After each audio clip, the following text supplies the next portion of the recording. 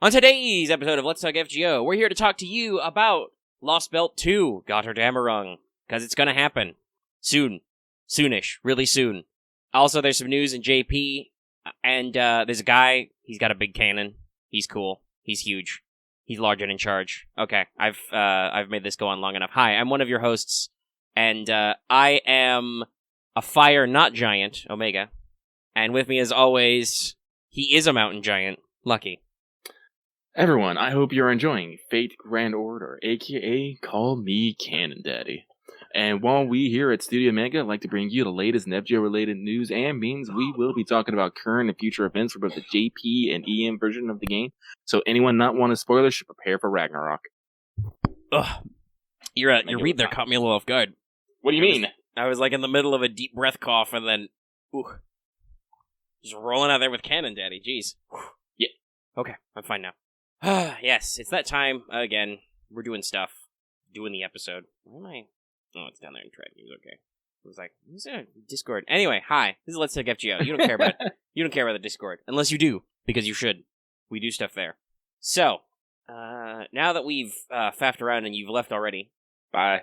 I would like to remind everybody this episode is brought to you by our patrons, like Igo Comics, Blacklist OG, Carlos, Qua, Jeremy Vasquez, Kylie Denton, Nestor Flores, Rogue Robin, Shawnee P, Some Guy Named Bob, Soto-san, Ovor24, Siren23, and VideoGamer75. If you like what we do and want us to do more, consider supporting us on Patreon. You can get access to episodes early and lots of other goodies and really help us out. Thank you for your support, everybody.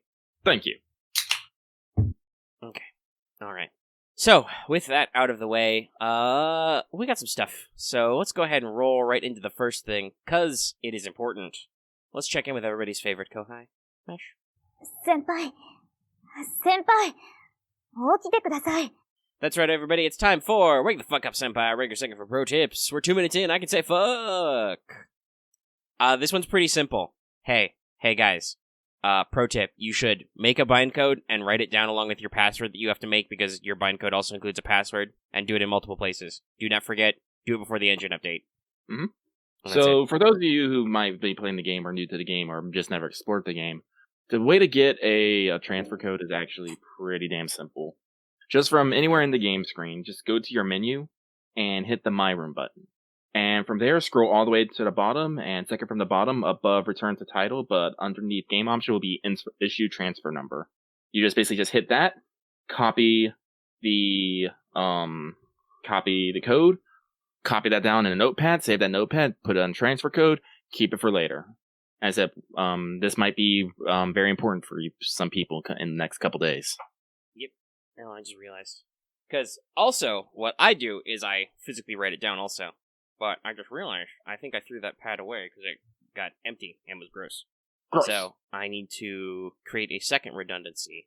Because obviously I have it in a text file on my computer, but you never know when your computer's going to be down, like it was this morning for me. Which could have been a problem. Mm-hmm. Also, they call it a transfer number, but there's letters in it. So yeah.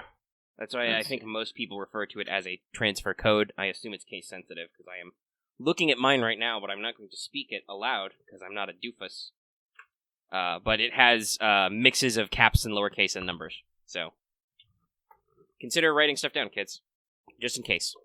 Just in case, geese. Redundancy! Redundancy! And I don't actually know if it will matter because of the engine update, but they warn you just as a precaution when they do big updates, because, you have to reinstall the app and stuff. And hopefully it's not a big update. I know they're changing the version number, but you always know how spicy updates can be. Oh well. So it's better to be safe than sorry. Yep. Just because, you never know. And it's kind of a pain in the butt. Okay. So. Sorry. I switched from doing interludes to rank ups, and I'm trying to think brain thoughts. Well, speaking of doing stuff, though, let's move into Records from the Throne, our regular achievement topic. It's gonna look pretty similar. I cleared all missions and cleared the challenge quest. Mm-hmm. On Lucky's side, he cleared all missions, but he protected Ryoma's and Orio's smile. Did you just not try the challenge quest? Didn't have enough time? No, I was I discovered that I think it was on the normal side, but I think the Sakamoto, the Technical Agency, it was something. It was one of the ones. Had actually a pretty good feather drop rate, and I was all like, Okay. Yeah, so speaking of CQs, honestly, this one wasn't too hard. It was just defeat NOBBU in, 4 break bars. She changes classes every time, aka use an alter ego. The event was basically horribly classist against people who didn't have an AoE alter ego. But single targets work for bosses, so I was able to Merlin and Mecha Liz cruise control to victory. Like a professional. An FGO professional. But yeah, it wasn't that hard, just a little beefy. We don't have any Not All the World's Evil this week, so we can move straight into Did You Finish Your Master Missions? Because that'll be really, really quick for me to read. Hey, so defeat 15 of every class. They're broken up into Sabers, Riders, Archers, Casters, and Lancers, Assassins, and then Berserkers get their own special category, because they're special snowflakes. And then complete 5 quests, complete 10 quests. So, do the event, but also, if it's too late, do interludes, probably? That's my new thing. I love to do the lilt at the end for the question mark. But yeah, that's basically it. It's just like, do stuff. Do stuff. It's probably the most, basic bitch, type stuff. Oh, man. Okay. I got this. I'm doing this. Because we're moving into stuff. Okay. First, news. News number 1. Yay! FGO OST Volume 4. The 15th of July. It's got a hard and fast date. I believe it's got some Lostbelt 4 music in there. The big one is it's got the OQ Labyrinth music, including the actual insert song they used for the CM. That's exciting. So it's got a lot of spicy stuff on there.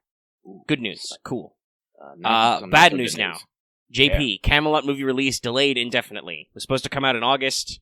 Apparently Japan's still concerned about what August is going to be like, because the anniversary would have been August. Actually, I'm wondering, would the FGO would have been crazy enough to show an early release of the movie at the festival, wouldn't they? Because they were both early August. They would have done that. They would have. It would have been like some, special 150 people or somebody who paid. Yeah, it would have been a super limited showing, but they totally would have done that. Well, those are both similar time frames. The movie to release is now delayed indefinitely. I'm sure we'll still get it. Like, I know some people were like, oh my gosh, I hope they don't cancel. No, don't say that. Don't think it. You'll get people worried about nothing. Don't start any weird rumors or paranoia. They're not canceling the movie. It was going to come out this year. It's got to be a pretty significant way through production, possibly into post-production. So this is just a delay on the fact that it can't physically come out in theaters, probably. And who knows? I don't know if Japan's really been doing that with a lot of products, but we've already, in the stateside, several major movies have already gone to all digital releases, so hopefully they can move towards that in the JP as well for some of this stuff. But okay, that's all our JP news. How long are they still doing that rerun? I should double check just to be safe, because I'm sure it's either gonna be incredibly disappointing or completely bamboozle us, whatever comes next. Okay, the rerun is until the 29th, so still got like 2 weeks left. 10 days, literally. Okay, so we don't got to worry about that one for a while. That's fine. We got enough EN news to talk about. Because here's the big one. Actually, technically, I did a whole news desk on it, so you probably hopefully already know about it. I should have put in my notes that there is an interlude campaign. That was the first bit that happened. New interludes for... Damn it, not that one. Not the other thing that starts with Fate. Curse you, autocomplete URLs. The interlude campaign part 6, it added interludes for Mordred, Jean. I seriously don't know why Jean has 3 interludes that are like... Well, one of them I think is her NP, but most of them are quartz. Abigail, Caster of Okeanos, Assassin of Nightless City, aka Wu and Kirky. You already know. It's not a big deal. Passion Lip and Rider of the Resistance. And then during this time period, half EP interludes. Yay. Lucky was able to actually knock some out. He was actually quite pleased with himself. Yeah, I'm almost caught up again because they added a couple new ones and I leveled up some servants. I just don't want to do them on air because I have to read. A lot of people have been very sassy about Passion Lips, but I don't have her, so I can't testify. It's apparently pretty fun, and by fun, I mean BB's involved. I want to use the CE, but all you'll get is Origa-san's butt, and I'm not sure if I should do that. That's a decision you have to make for yourself. I do know there was some minor, completely useless sass, because technically they showed screenshots from the interludes, which means a lot of these characters have their actual names translated because the true name system is bullshit and never worked. But their names are spoiled in the whole display, so they did edit the screenshots to actually cut out the names. But, I mean, what the fuck are they gonna do? They're screenshots from the game that have the names, because the game's not an asshole to you. It doesn't try to pretend that when Kirky is in her own interlude, she's not Kirky. Anyway, doesn't matter. Also, though, I should acknowledge, in my news video, I was like, for the, 5 people who have a Columbus, several people did get back to me. They have a Columbus. I hope you have fun with his interlude. That's the move, Lucky. Just be like, or people. Seriously, who's actually just Columbus? Just use Medusa instead. She's 10,000 times better. Oh no, just like I said, like, who even has USOs? And then just people come out to woodwork, it's like, I heard someone talking shit about USOs. Yeah, basically. So that's the thing that's happening. That was supposed to be kind of the initial, like, ooh, that's happening after Guda Guda. And then, like, literally a couple days later, they were like, oh, hey, we're actually doing the Lostbelt 2 pre-release campaign. It's actually happening. So that's our big news right now. Started the 18th, going on until the 2nd of July. If you complete Lostbelt 1 before, or have completed, you don't have to do it again because it's done already. But if you complete Lostbelt 1 before the 1st of July, you'll get 10 Saint Quartz. And if you've already done that, you already get your 10 Saint Quartz. We're looking at a half AP Lostbelt 1 to kind of facilitate that. And also, because Part 1 story is already half AP permanently, it is now reduced to quarter AP. Cool. So if you're not caught up, you have a perfect chance to story catch up. FGO will now do this basically literally every time there is a new story release. We'll do half AP for all the previous shit in Lostbelt, and then do quarter AP main story.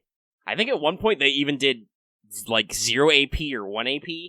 Oh jeez. Part really? 1. Like I think that might have happened. I might have just made that up, but I wouldn't be shocked. It's crazy.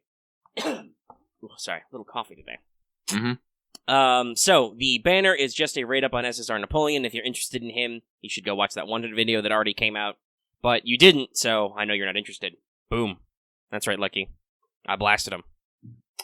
And they got blasted. Cannon Daddy strikes again. Yeah, it's funny.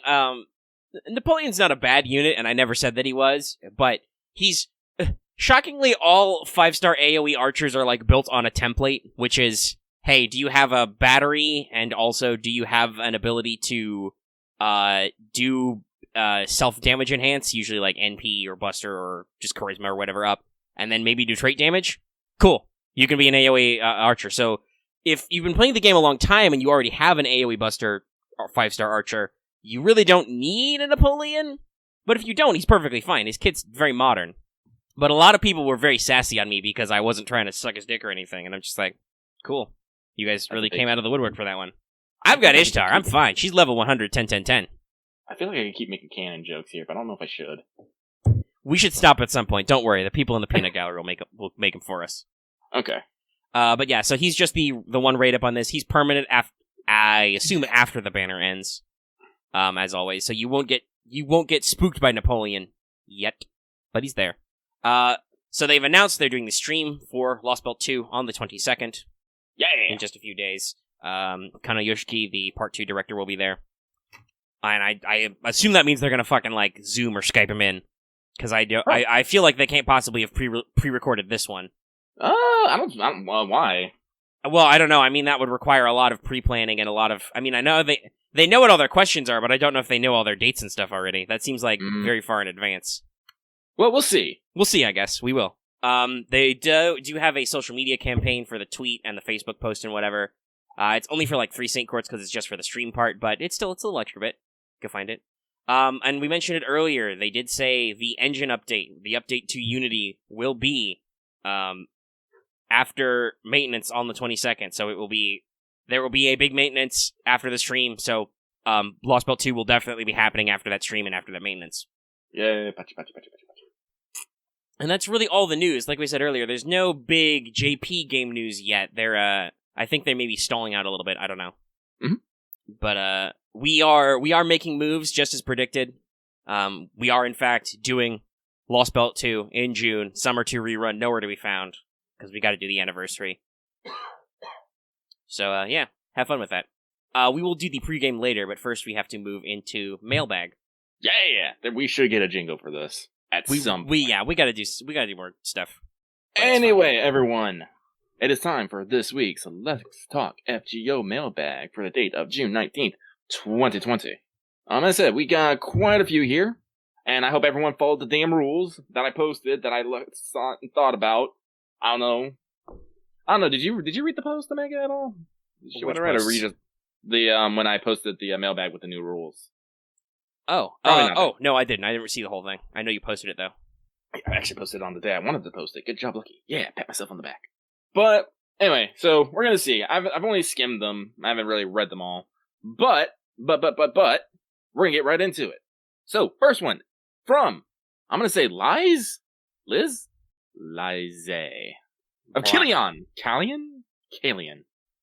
Hi, welcome to Studio Omega. We do not word good. Anyway, they say, hey, look at Omega. Imagine for a single day your Chaldea shadow border was babbled, and all your servants you have summoned could only speak the language they had when they were alive. How would you and your various server groups handle the situation? Excuse me. Note, it is possible for servants to speak other languages, but only if they either learned the language from old-fashioned ways, or they have skills to help them learn new things, or help others learn new things, like Quetz's wisdom of the Benevolent God skill. The only factor is whatever summoning system we use is not providing that information. This is where Lucky turns to Skahawk and say, room me, baby. Problem solved. Yeah, I don't know. I mean, I have a cat who has wisdom of the great god, so I just cheat, I guess. I don't know. Yeah. It's very simple. Like I said, people need to understand, servants are bullshit. Yeah. At first it would be like, cats, teach me Spanish. And then it would be like, see, okay, now we need to figure out all these other people's dumb languages. Alternatively, you could joke that all your servants still speak Japanese, because that's what all their voice lines are in. Heyo! Heyo! No. This is I don't know. Yeah, I cheat as soon as possible. Yes. But, Lies of Killian? I'm totally butchering this, I know, but I don't know what to say. Killian. I don't know. Thank you for your question. Next one from the guy who just woke up. I know this mood. Sweet. Hey, Lucky and Omega. Loving the recent content lately from Let's Talk FGO. Yu-Gi-Oh! Stream to Fate RPG. I don't see a Star Wars RPG in that list, son. Well, I mean, I don't know. That's not recent. What is your luckiest roll?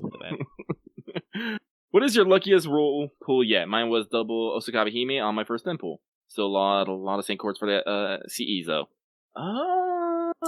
Well, I definitely have an answer, if you need to think about it. It was my most recent GSSR, actually. I got double SSR. I got Melt and Drake in the same pull.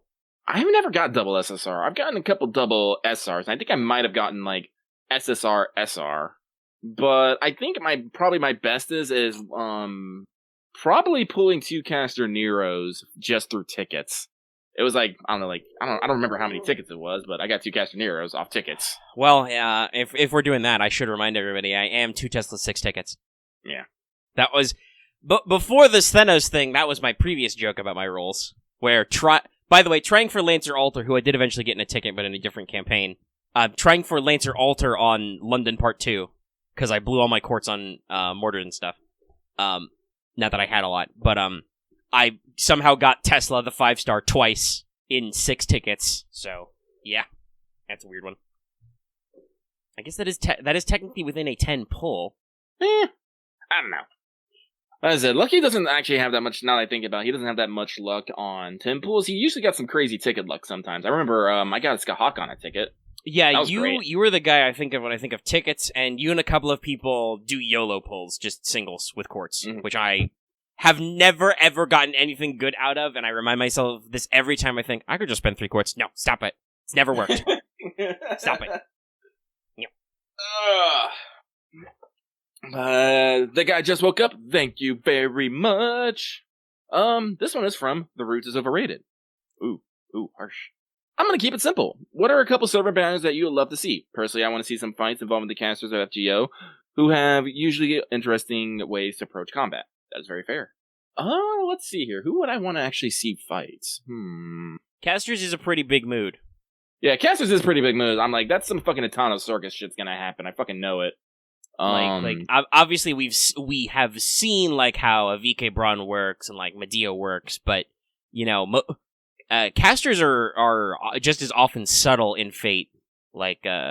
So I'd love to see some more action from some units like that. Honestly, as long as like someone like fucking Cloverworks Studio or UFO Table animated, I think I'd be fine with just about anything. Trying to actually pare down like a specific FGO battle, I'm just like, maybe I mean, there's a lot of like. If you want me to say, would I want to watch a lot of scenes from FGO? Yeah, there are probably a lot of really good servant battles I'd love to see. Like, yeah, like definitely like fucking Super Karna and fucking Arjuna Alter. Yeah, I think Future in Lostbelt 4, or just the first time that happened in America. Yeah, and then when Ku Alter shows up to job, well, he makes Karna job, but you know what I mean. Stuff like that. And honestly, those would probably be the ones. The earlier ones we're never ever gonna see because nobody's ever gonna vote for those. Like, I'd love to see Drake and Blackbeard boat fight. Yeah. Actually, like, thinking that same scene, like, it's not necessarily a fight, but I would love to see an animated film of you running from fucking Hercules.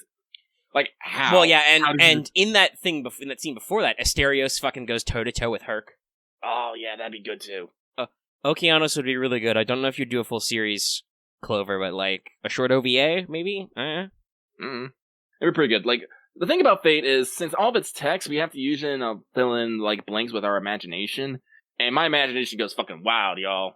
Like, and then you see UFO Table animate something, and you're like, yes, no, correct.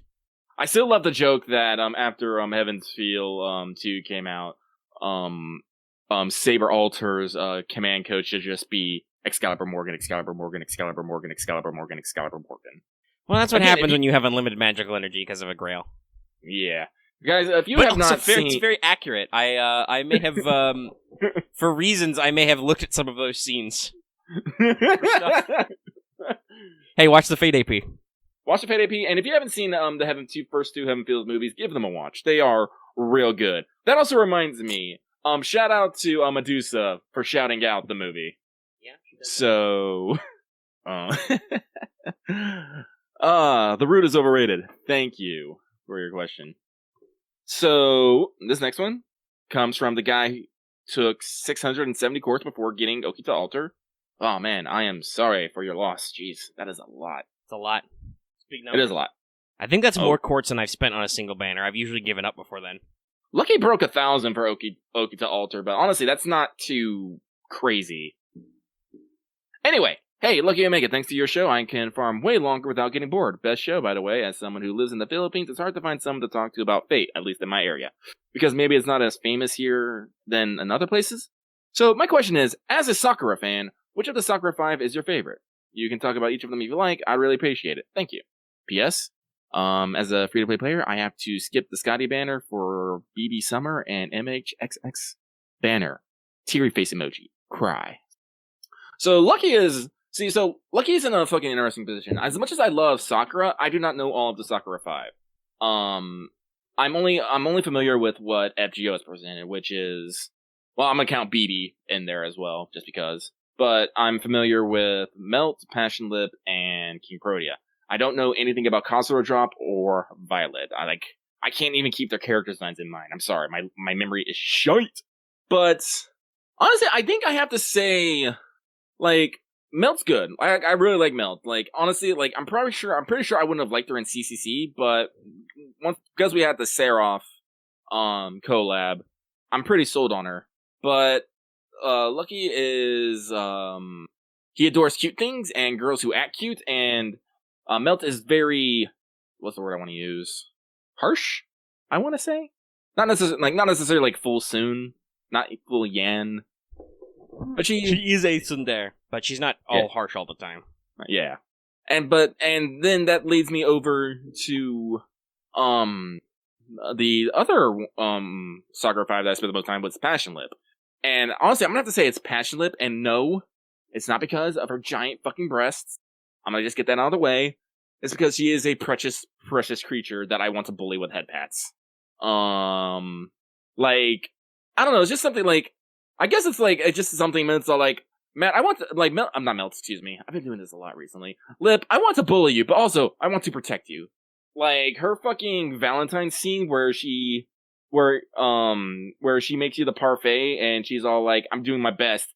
And there are other servants and other interludes are like, I was gonna do something fuck up, but then Lip would be sad, so I did. I'm all like, this girl's the best. Like I said, King Protea is the only other one I know, and I said I haven't got her yet, so I haven't seen like all her interactions and stuff. Like, here's the thing: Lucky can't go read about something, and be all like, "Yeah, oh, this is great." So he usually has to experience it first. So until I pull a King Protea, I can't actually say for sure King Protea.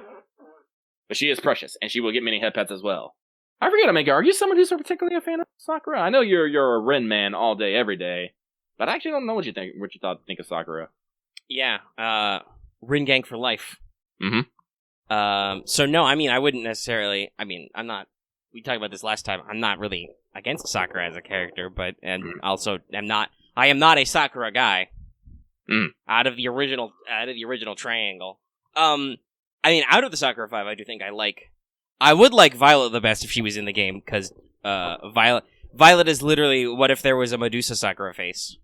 But she's not in yet. Data mining kids.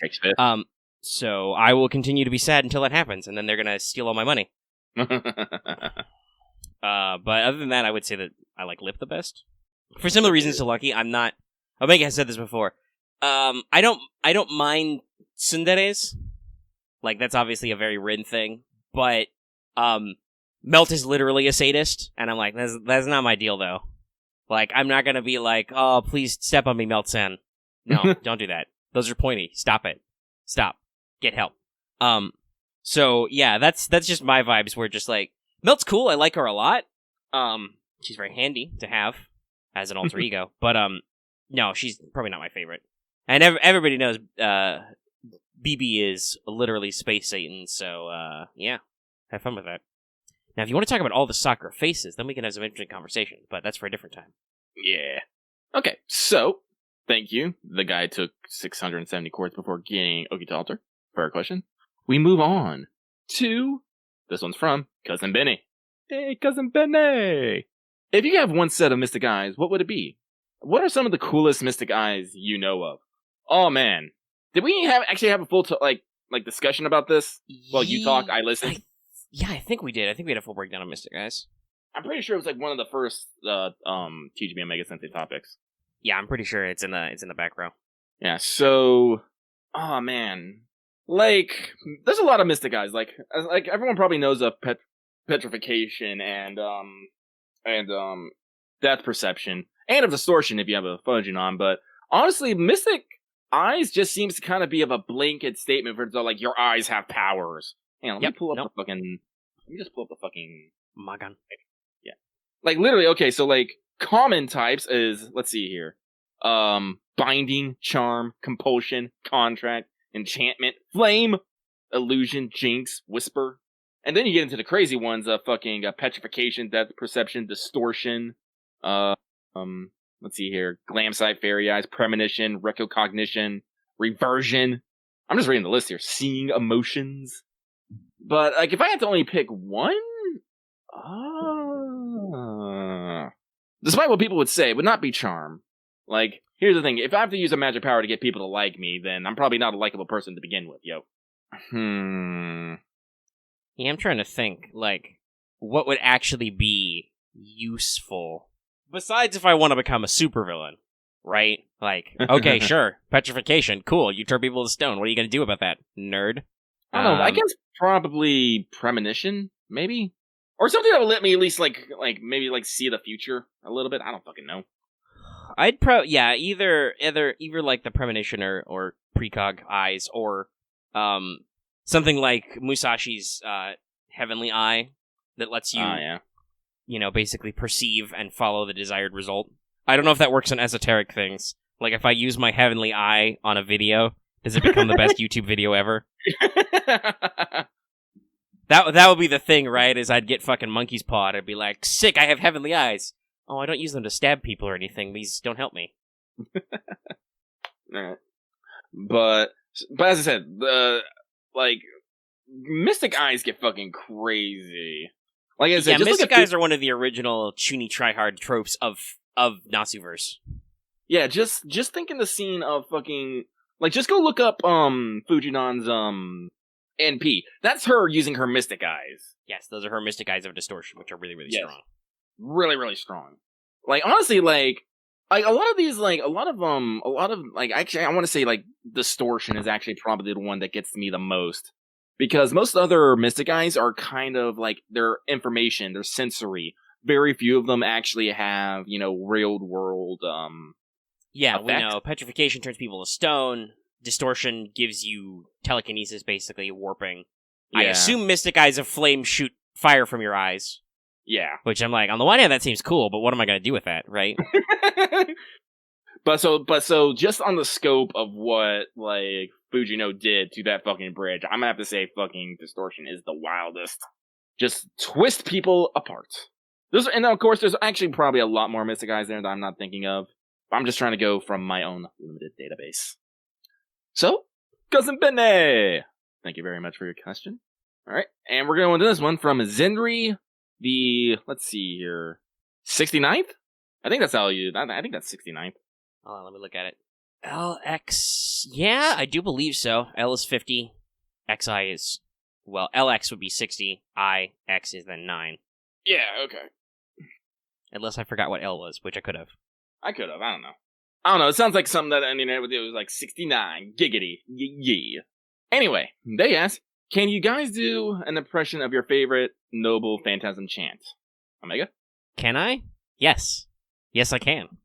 Oh, well, if Omega's not actually do it, Lucky will do one. Hang on, let me just take a deep breath here. Stop! Done. We talked about that before we rolled the mic, and it still got me to laugh. Hold on, wait, I gotta see the sound wave on that. Go see it. That's a square. You've made a block. I'm gonna hurt someone's ears. Yes, you are. There's your headphone check. Mm-hmm. So, Zenri, the 69th. Thank you for your question. Alright, so I'm gonna skip this next one. Okay. Is it the one that I don't understand what the question is? Yes. Okay. I'm sorry, if you're listening and you didn't hear it, please look at your question and try and word it a little bit better. Yes, that's the unwritten rule is, I know it's hard because we're bad at English sometimes too, but try and have good grammar because we need to read them and understand them. Mm-hmm. So, this next one comes from a mysterious hooded listener, emoticon, Fluffy. Hi, Lucky Omega, thanks for all your hard work. My question, I know Lucky has grailed Tamamos and Omega has grailed Medusa, Mordred, Ishtar, Aresh. Do you guys have any other grail targets for the future? Well, I would like to say that's technically a lie. I haven't actually given Aresh her grails yet, just because I haven't had time to farm the EXP so I can give her all the grails. We'll see if I ever get that time anytime soon. When's the next? Are they going to do half AP dailies for the anniversary? I gotta look that up. They probably will. I'm going to see why they wouldn't. It's a big thing. Lucky is definitely saving some grails for Tomomovich. But other than that, he's not actually entirely sure what he wants to put his grails on. He likes his Sakura faces.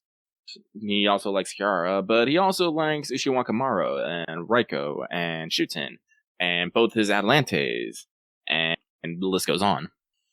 Well, so my immediate plans are Aresh needs those grails, and at some point, hopefully, I own enough stakes that I can 10 her skills. But that's a rough one. Mm-hmm. She really likes weird nails I found on the ground by killing ghouls. But after that, I can do Summer Ishtar at least to 90. I want to do Euryale to 80 just because Euryale's carried me a lot over the years, and she's the one I actually like. So Steno's already level 80. She doesn't need any grails. That'll even out Euryale with Medusa and Steno, so it'll be nice and balanced. Other than that, I don't know. I could offer Consort you some grails. Does she like grails? I'm trying to bait him in. But there is Future Space Ishtar, so that's another future 5 grails. So. So, a mysterious hooded listener, emoticon Fluffy. There's your answer. Thank you very much. This one comes from Oppai no Oja. That's a hentai title, by the way. Top percent. Hey guys, has there ever been a villain in an anime you wanted to win in the end? Personally, I wanted Light from Death Note to win. I can understand that. Death Note definitely was not the same after fucking, what was his name? L? Yeah. What was his name? L left? Yeah, it was just and then, L. No, that's the point. Yeah, no, before then, I would have been cool if L got it. But after that, this guy sucked. Everybody sucked. But for some odd reason, they still fucking got him. I'm just like, God fucking damn it. Whatever. It was very convoluted. Like, honestly, Lucky can't think of particular example off the top of his head. He apologizes. But there have been, like, Lucky is a person who is one of those kind of people who will root for a villain, especially if the villain is someone you can relate to and you can understand their motives. Like I said, like, the best villains, in Lucky's opinion, is the ones that you can understand and understand why they're doing the things that they do and whatnot. So, unfortunately, while I cannot tell you specifics, I can say there have been several times that Lucky. See, I'm doing this weird name thing. I can't stop. I was doing it so much yesterday. Lucky has wanted the villain to actually win. Sorry, I couldn't be more specific. Omega, do you have any thoughts on it? I also don't think I have anybody specific, but I won't say that I won't have thought that, because sometimes villains are the most interesting characters. Mm-hmm. So, yeah. Yeah, if some people want to get, like, maybe, like, throw some examples at me, I can weigh in on them. But we're going to keep on moving. So, Oppai no Oja, thank you very much for your comment. And this next one is from Chaldea Phantom Thief. We'll never see it coming. Dear Omega and Lucky, what so far is your favorite Fate adaptation, anime or otherwise? Mine is Unlimited Blade Works anime. Lucky does not have to think. It's the fucking Today's Menu with Emiya family. Because that is fucking wholesome and healing. I literally was watching it last night when I couldn't sleep. Cool. Mm-hmm.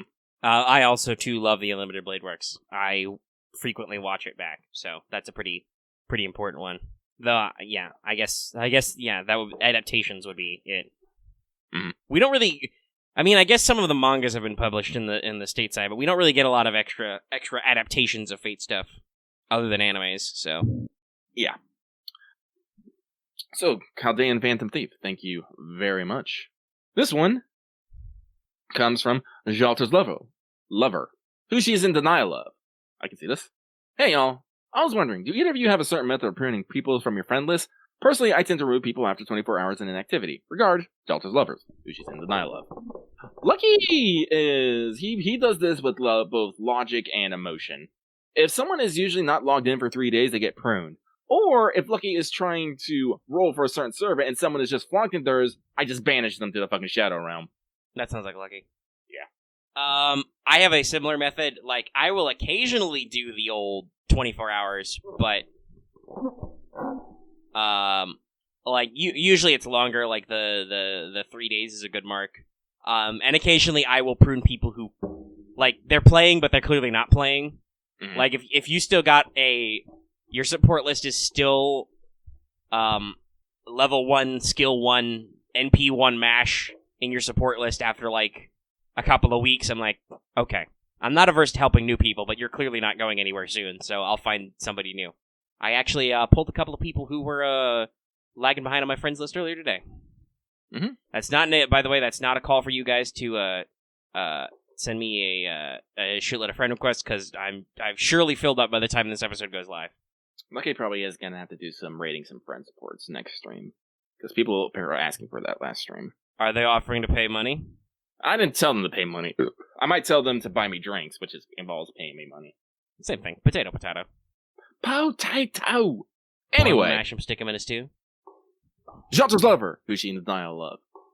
Thank you for your question. This next one comes from the man with yaoi hands. I actually laughed a little bit when I read this one the first time. So, actually, we should put a caveat on that. Well, I put a caveat on the last one. I almost never banish somebody I know who's on the Discord. Like, I've been friend with, I won't say her in-game name, but one of our mods, Burn. Yeah. She's at the bottom of my friends list. It's been 7 days since she logged in, but I know who she is. I know she still plays FGO, so I'm not gonna cull her for no reason. Oh, our Witch of Miracles. Yes, sorry. You were continuing. The man with yaoi hands. The man with yaoi hands. Hey there, guys. Enjoy the show and always look forward to it. Just wanted to ask the following. If you have someone who's worked on FGO, Albert, Aiko Kawasumi, Takeuchi, etc., autograph something for you, who would you pick and what would you want autographed? Thanks for the show and I hope you all are having a good one. So, Lucky's actually got a couple autographs. I don't know if I've probably explained this, but I actually have an FGO poster signed by Shiokawa, and I have a Fate Apocrypha wall scroll signed by Rumi Okubo. So I actually got a couple autographs under my belt. But if I was to get another one, I feel like it would have to be either Aiko Kawasumi, Aoyuki. Fuck, actually, God, there's so... Actually, now that I think about it, there's a lot of people in the team. Yeah, like, let's see. Fuck, I gotta go with Chiwa Saito, Ayaka Kawasumi, fucking Yu Asakura, like, Sari Hayami, Saya Miyamoto, not Saya Miyamoto, fuck, I just butchered her fucking name. You flipped the syllables. I did, it's Maya Sakamoto. Like, there's so many VAs that I want to see. And honestly, Albert, like, I don't know if I actually have Albert sign anything. Like, I've hung out with the dude for a little bit. Probably get Albert to sign something. I could probably get Albert to sign something. He's a cool dude. Albert, if you ever want to come on the show, we like you. You're cool. Our show is done on the internet. It's pretty easy. I met him at SoccerCon. I shook his hand. I told him his hand. He was like, "Oh, cool, man." This is where I got my picture of fucking Albert eating ice cream over a trash can from. Do I still have that picture? What if you do? I should check. If you do, you should, or maybe we as a studio should retweet it. Who knows? We'll see. While Lucky's looking, I'll answer this really quick. There are probably, I wouldn't mind a decent number of autographs. You know, getting some from some. Like somebody just said they got like Yuasakawa Medusa's autograph and stuff. The problem is I don't have anything worth autographing. Like, I don't really have any Fate merch, so I need to own things first. And see, this is what conventions are great for. You can just usually get your merch there and be like, sign this. Yes, exactly. And that's how they get you. They're like, shit, I need something to sign. Hey, you, booth man, give me that shirt. Like, yeah, kind of. It would be another big one. That would be fun. That's how I got. Like, I got been in the States. Yeah, I believe so. Yeah, she was for some of the stuff. It was, like, I think because of reasons. Was it Sakura's VA to cancel some appearances and some FGO stuff? I believe so. There's been some back and forth. No! Did I lose them? No! Oh no. Like he's missing his photos. I am. Did you tweet them? I probably did. Twitter will probably remember those forever, so I don't know how it's the easiest way to check your media. Oh man, I literally probably have to go back to the beginning and just start scrolling my way up. Son of a fucking bitch. Yeah, they're probably on my old hard drive that I threw the fuck away. Or maybe they could be on the camera that I had. I probably didn't get rid of them. I can see if I can find the fucking camera. Because I haven't gone to a con since. There's a lot of media tweets. Yeah, don't go be looking on my like thing. It's not gonna happen. But other than like VAs, like goddamn, yes, get me Takeuchi's or fucking Nasu's autograph. Holy shit, that would be pretty fun. Just like, get Nasu to doodle a little mushroom in something. Yeah, just like that would also mean you could claim you've actually seen Nasu and can prove that Nasu is not a mushroom. Oh no, I would totally say no, he's totally a mushroom. What you guys talking about?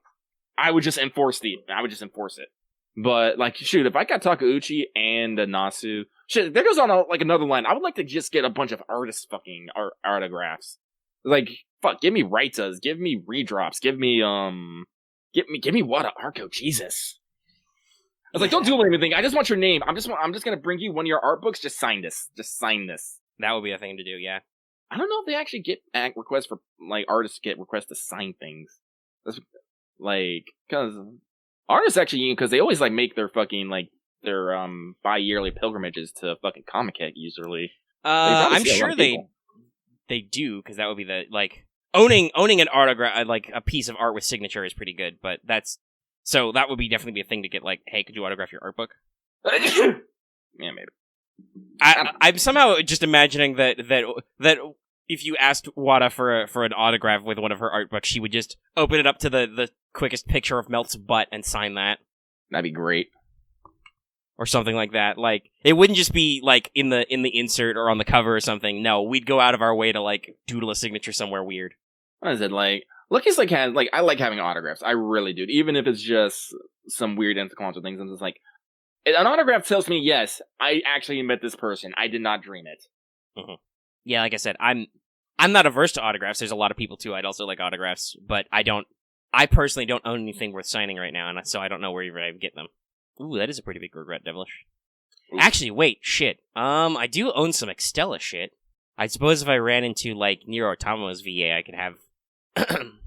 I've got like some of the cloth wall scrolls and stuff. Well, yeah, my Apocrypha cloth wall scroll is the one that got signed by Rumi Okubo. That, by the way, that's the VA for Liz and Astolfo. Yes. If you don't know, it's funny. Actually, on her, who you should though, because she's great. She is great. It's actually real funny. She put on her signature, and then on the signature, she point a little arrow to Astolfo. It's just like, this me. I'm like, oh my god. Energy, big energy. Big energy. All right, but the man with yaoi hands. Thank you for your question. Next one comes from the dweller of the Ember Mines.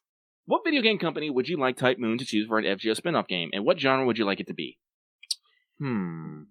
Okay, well, there's an obvious answer that literally everyone will say, and they will yell at us if we don't say. So we should get that out of the way. Yes, they should get ArcSys to make a fighting game. Yeah. Everybody's gonna think that. My immediate thought is, give it to Kojima Productions. I don't care what the genre is. Oh, that would be it. It would be like Death Stranding. It's like 4 genres. I don't know if I could handle that. Nasu fucking rule of cool bullshit and fucking Kojima's deep existential. Like I couldn't handle that. I don't know if I could actually handle that. It would be a thing. But as I said, I would love an ArcSys FGO game. I really would. I would be shit at it, but I'd still buy it and play it a lot. Oh yeah, no, we would. I mean, I think we were both competent at Persona Arena, which we have actually played together through the power of the internet. Internet! So, yeah, that's the big one. I don't know. Probably just, who makes really good RPGs? I don't know. I don't know. If I could get a Squenix team on just a... doesn't even have to be super advanced. Like, it could be fucking 2D, but just an actual, another extra style, just like console or handheld RPG with Fate. That would be, I think, a system that would be very well suited for it. Honestly, give me a D&D-ass dungeon crawler video game. Actually, I think I would rather prefer a grid-based, like a la Final Fantasy Tactics FGO game. Ooh, a strategical, yeah, could be fun. Well, like I said, cause servants are fucking crazy, and not all of their Actually, I did once, I never went anywhere with it because it would be really dumb of me, and also they actually came out with an FGO's miniature game. But briefly, I did wonder, because of how Extella is set up, because it's a Muso game, how you would make a miniatures game, a tactical minis game for Fate, but you could also just make a tactical RPG for Fate on a computer, because a lot of servants really do have a lot of weird abilities that are good in that strategic context that never ever come up. Yeah. And I guess finally I would definitely love like a fucking not necessarily Muso, because we have Extella for that, but maybe more again, well actually yeah, this is actually a really good example, more a fucking Metal Gear Rising, something like fuck it, give it a platinum. And just make me an action. Give me a platinum action game.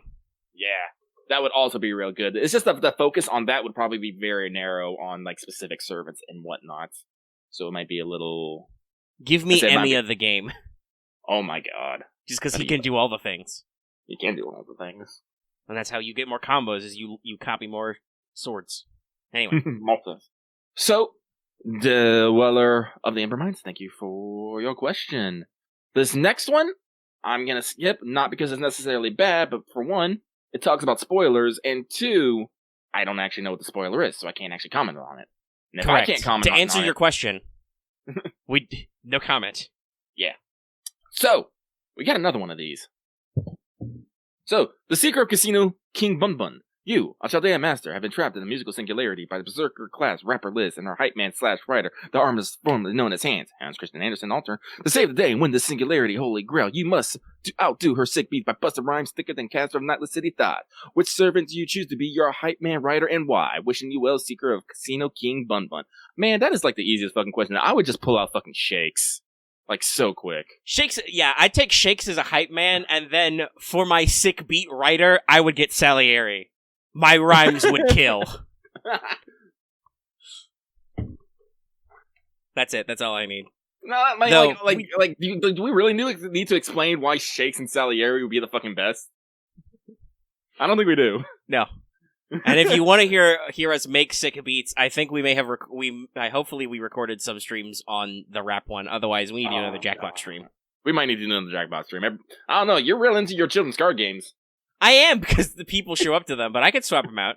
It's just because it gives me something consistent to do for 3 hours every week that people actually watch. But the Seeker of Casino King Bun Bun. Is it Seeker of Casino King Bun Bun or Seeker of Casino King Bun Bun? There's no comma, so it's all one without pauses. Seeker of Casino King Bun Bun. Anyway, this one came from Wallakun just died. I know this feel. Hey, Lucky Mega, how ready are your walls for the Steam Summer Sale? I'm not entirely sure. It depends, honestly, it depends, I don't know, I used to go a whole hog on summer sales, the Steam Summer Sale, and the winter sale, But recently, I haven't been so as much. Usually because the games that I want don't go on sale. I'm like, fuck, I've been waiting on RimWorld. I check it. I don't really go apeshit on Steam sales. My still waiting wallet for is not as RimWorld. prepped as it once was, because I've been buying a lot of various products and things, which I'll talk about on What's Up tomorrow, because they're not FGO related, but yeah, I don't know. Lucky might actually go through his wish list, though, and spruce it up and see if there's anything I want. Because there are some games that I definitely want. I'm keeping an eye out for the Steam Summer Sale. And Lucky's in a good place financially at the moment. For now. Yeah, like I said, I whittled it down by going on a little bit of a buy spree, but I've stopped for now, so. And, well, we'll talk more about it on What's Up, but the one big purchase this year that I had lined up has gotten farther away, so. How dare.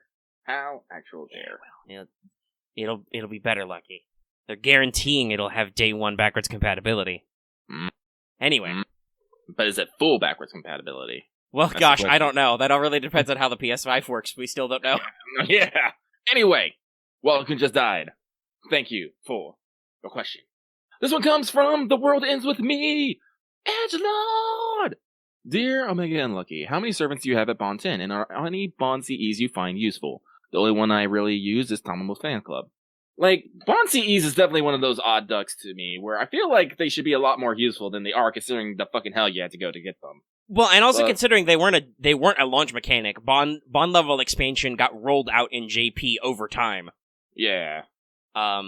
So you'd think they'd be betterer, but most aren't. They're okay, I guess. It's mostly just because they don't have attack bonuses. If they guys, if you could backpatch all of them to give you just like, I don't know, plus like 500 attack or HP. Or, you know, maybe plus 1,000 on some of them, on just one of those stats, that'd be cool. Okay, thanks, bye. By the way, to answer the question about I only have one Bond 10, and it's Jean, so her Bond CE is not really that helpful. Lucky has like 4. Team Buster? I don't even remember what it does. Let's see, Lucky has, Tomomo's Fan Club. I have the, I can't remember the name of them. Hang on a second here. Actually, I have 4, but let me pull up my actual Spirit Origin list so I can actually look at them.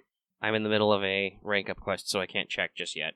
Because I want to actually read out what they do, because I'm not gonna kid, I do not use Bond CEs like at all, not even Tomomo's Fan Club, which has a pretty good.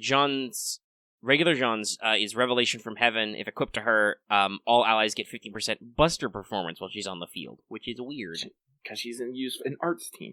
So I have Tomomo's Fan Club, which is actually pretty useful for arts teams. Actually, I should probably be using this on my arts teams when I don't have Tomomo equipped with anything, because holy shit.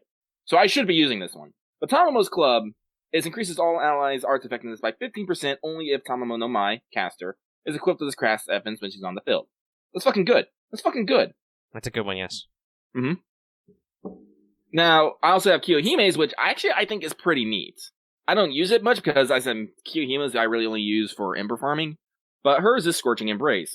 Increase her NP strength by 30% and a chance to inflict burn that deals 500 damage to a single enemy 5 turns when attacking, only if the Kiyohime Berserker is equipped with the Scrap Essence. It literally gives her a fucking burn attack and makes her MP stronger. Yeah, that's pretty good. That's pretty good, but again, this removes your Crass Essence slots. I feel like at Bond 10, they should just get the effect of the Crass Essence just slapped onto them. That would be a good one if you just got an upgrade. I know that maybe they'll do that as a thing for what going to Bond 15 does. Other than gives you 50 quartz? Is it 10 per level? I don't know. Because actually, now that I think about it, that's a really cool effect, but I'm not going to use a CE slot for that. No, because it's on Kyo. You want to give her 30 per level. Oh, Jiminy Christmas. Ooh. I know that requires a lot of BP, but man, that's going to be... Feeding like Jean, one of those Bond grails, that's going to be... Woo. Yeah, by the way, the reason why my Jean is the only servant I have at Bond 10 is because I got her in the first 2 weeks of the game, and she has carried my ass all the way here, basically. Well, my fucking waivers is Relic of the King, who's another Bond 10. Increase all allies' Buster card effectiveness by 15%, only if waiver is equipped with his Crass Essence on the field. Considering what you might be setting up, could be potentially useful, could not be. I don't know. As I said, usually I use... Waiver is the neutral support caster, so technically you could slap him on that, but usually you're going to slap him on something else for that, like something to get his MP up or something like here. And where Tama... Now, admittedly, support casters like Tamo and like Waver are usually the least important CEs because you don't care about making their attack better or whatever. Yeah. But even so, you may want something else, like you may want the power of 2030. Mm-hmm. And the last one I have is Tama Cats. This one's actually, like, real interesting. And again, this is why I wish they just slapped the effect on the fucking servant. Cat's Apron. Increase all allies' max HP by 2,000 only if Tamamo Cat Berserker is equipped with this craft evidence when she's on the field. Now, considering that Tamamo later will be getting a skill interlude that also increases her max HP. Wait, that happens. Yeah, because more. Yes, two of her skills are getting buffed. So one of them, I think, is a upgrades her curse. I believe. Her curse and her morph get upgraded. I think it's Morph Lunch that gives her a increase to her match HP. And honestly, honestly, that's a really cool effect. It's just boom, CE. Everyone has 2,000 more. It's like I can't remember how much Ideal Holy King gives per. I think it's like 1K. Also, yes, you're correct. Rank up Morph Lunch. It means she increases her defense for 3 turns. Increases her max HP for 3 turns. Up at level 10, it'll be 2K, and applies debuff immunity to herself for 1 turn, so she can NP without stunning herself. Yeah, so like you throw this on Cat, all of a sudden she has 4K more HP. And she'll just, after she MPs, she'll just start healing that. That makes her very meaty. Very meaty. Her upgrade to Curse, which becomes Cursed Stream Cat Sunlight, increases its chance to... actually, no, it doesn't. It's the same chance to decrease their charge. Okay. But it gives her one time 5 turns of invul. So more hard defenses. Oh, yeah, that's right. Cat becomes a little bit of a tank. But yeah, they basically realized, because Cat's NP is all about big self-heal. You know, at 500%, she's healing 6k HP per turn for 3 turns, you know? Yeah. Actually, no, 7k, because she's got an interlude also. NP interlude. So it was just what if we just made her really tough and hard to kill, which is good, because Berserkers. They explode. But again, I love what they do with these effects, but I don't, with literally plus 100 attack HP, and this literally not only taking up a CE spot, but taking up a CE cost. These Bond 10 CEs are rated as level 4 CEs and cost as much. It's like, why? Stop. Yeah, no, they hopefully that's another one of those things where they could totally fine-tune that. And I know that they often, it seems like FGO, after they introduce a subsystem, they go ahead and fine-tune the other, they add a new one. Like, okay, command codes, cool. What about card foes, basically, foe prints. Which increase your individual I believe it's not your command code, it's your individual command cards get extra damage. It's weird. But they do lots of little things so you can go further and do better with your favorite servants. Okay, let's pop up my spirit order list and sort by bond. Sort by bond. Don't turn on select sort. Yeah, so the only one is Jean, and I've got Arash, Waver, and Lancelot at 9. And I've got Mordred, Jolter, and Medusa at 8. The only reason why they're not higher is because, well, you know, I don't use them literally all the time in farming. And usually when I'm doing a farm team, I camp somebody who's got low bond in there to level their bond up. Herx is a good one. That's the one that gives him 3 guts, but neither of us have that, so that was kind of part of the question. Herc is one of the few servants who universally is considered to have a very good bond CE that is worth it. And they're not wrong. Giving Herc 3 extra gutses for free, spicy. That's very spicy. So, real quick on bond levels, as I said, Lucky has 4 bonds and servants, but his Cha-Cha is at 8, Skahak is at 7, along with Carmilla, Raiko, and John. Then everyone else is 6 or below. We're getting up there. What does Achilles bond CE do? I don't have an Achilles yet. I don't know. It's a shield. Increases NP strength by 30% and imply an extra hit of invincible when he's on the field. That's a pretty spicy one. Spicy. Makes him even more invincible. Great. So, the world ends with me. Thank you for your comment. This one comes from Undead Fox. Hello, Lucky and Omega. Started playing FGO New Year's 2019, and I love listening to you guys talk about this game. My question is, if you can make your own event, what would it be, and who would the main character be? For example, a spooky event with Drake being playing a role. I'm pretty sure we've answered this a few times, so let's see. People have definitely danced around that. Let me see. Let me see. What would I like? I think I mentioned before in super early shows, I'd love to see an actual, not necessarily Christmas, but an actual winter holiday event, like we do with summer. Like, go up in the mountains and ski or snowboard or something goofy like that. And then maybe a blizzard and a murder mystery, but I'm a sucker. Closed circle. Actually, hang on, I gotta look up a name here because it just fucking escaped me. Like he's doing brain stuff. Okay, so what I want, actually, someone actually kind of brought this up a little bit, and I'm Lucky's mind ran with this. Do you know what I want to see for a summer event? The fucking Sea Dragon Palace with fucking Princess Otohime. That could be cool. That could be very cool. You know, literal, like, I've been trying to think, it's like, what actual underwater adventures. Yes, actual underwater adventures. And, of course, Princess Otohime is, you know, iconic for that. Because that was something that actually really miffed me in Agartha. Was literally... They had a sunken city, didn't they? Yeah. Yeah, because remember, Agartha was made up of a whole bunch of fantastical cities, and the Sea Dragon's Palace is one of them. But when you get there, you don't meet Princess Otohime, it's just fucking Drake Twisted. Who's like, oh yeah, just I meet hide Princess here. Dahut again, because that's her runaway place. And I'm just like, wait a minute. Like, excuse. But, so yeah, like, I would definitely like to see, like, the Sea Dragon's Palace and dealing with Princess Otohime, and just, like, weird summer underwater shenanigans. Like, as much as I love serious story, I think it's always best when it's taken with something that's completely and utterly ridiculous at the same time. That's one of the reasons why FGO does so great, is sometimes it's super serious, and then other times it's just all like, well, I'm having a strange dream again. Here we go. Yep, us and those darn dreams. But no, I think I mean, hypothetically, I could come up with probably shitloads of events that could be interesting, but just like, funnily enough, I think, Lucky, you and I both, the year before the Vegas event happened, were like, man, a casino event would be fun, and then they were like, yo, dog, Las Vegas casino event. I'm like, okay, well, they've done it. All right, cool, done and done.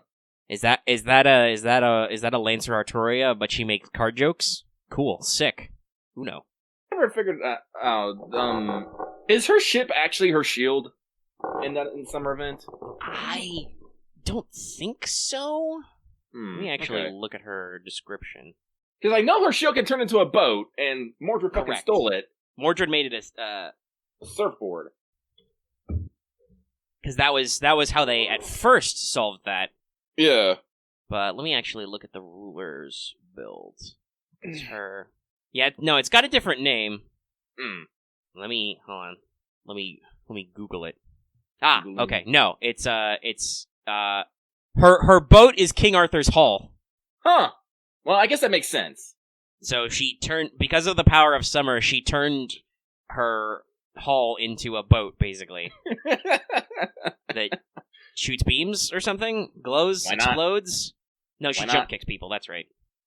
And a bunny suit. Because Lancelot and Gawain and Tristan told her it would be cool. Jokes are deepest lore. That reminds me, doing the interlude, I was playing Pioneer's Spirit, and I got to the scene where they're talking about the pirates' noble phantasms, and Tesla's is like, yours is definitely third after, Drake's and the smiling guy, but I'm pretty sure it's going to drop to fourth here pretty soon. And I'm just all like, wait, is that a Bartholomew joke? Maybe. And then he was all like, no, Jason was be the one I never fall behind. I was all like, but is that actually a joke? Because, I don't know. Again, I'm just like, jokes are deepest lore. Yeah, though, funnily enough, Jason's NP as a saber isn't actually the Argo. I think that's his Bonsi. His noble phantasm as a saber is the Argonauts.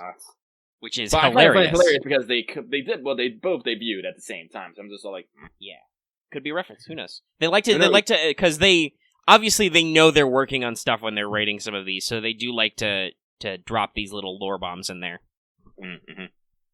So, Undead Fox, I think we've said everything we were going to say on that question. Thank you very much for your comments. This one from the guy who's about to lose all his apples to Lostbelt 2 or steel grinding. Yeah, we're going to talk about that in a moment. Yo, Lucky Omega. Love the stuff you are doing, and I'm super excited every Saturday when you guys post the Let's Talk FGO. Anyway, my question for you guys this week is, when a new servant comes out and has skills or ascension mats in a new story chapter, how hard do you guys try and grind for those mats? Thanks, guys, and keep up the good work.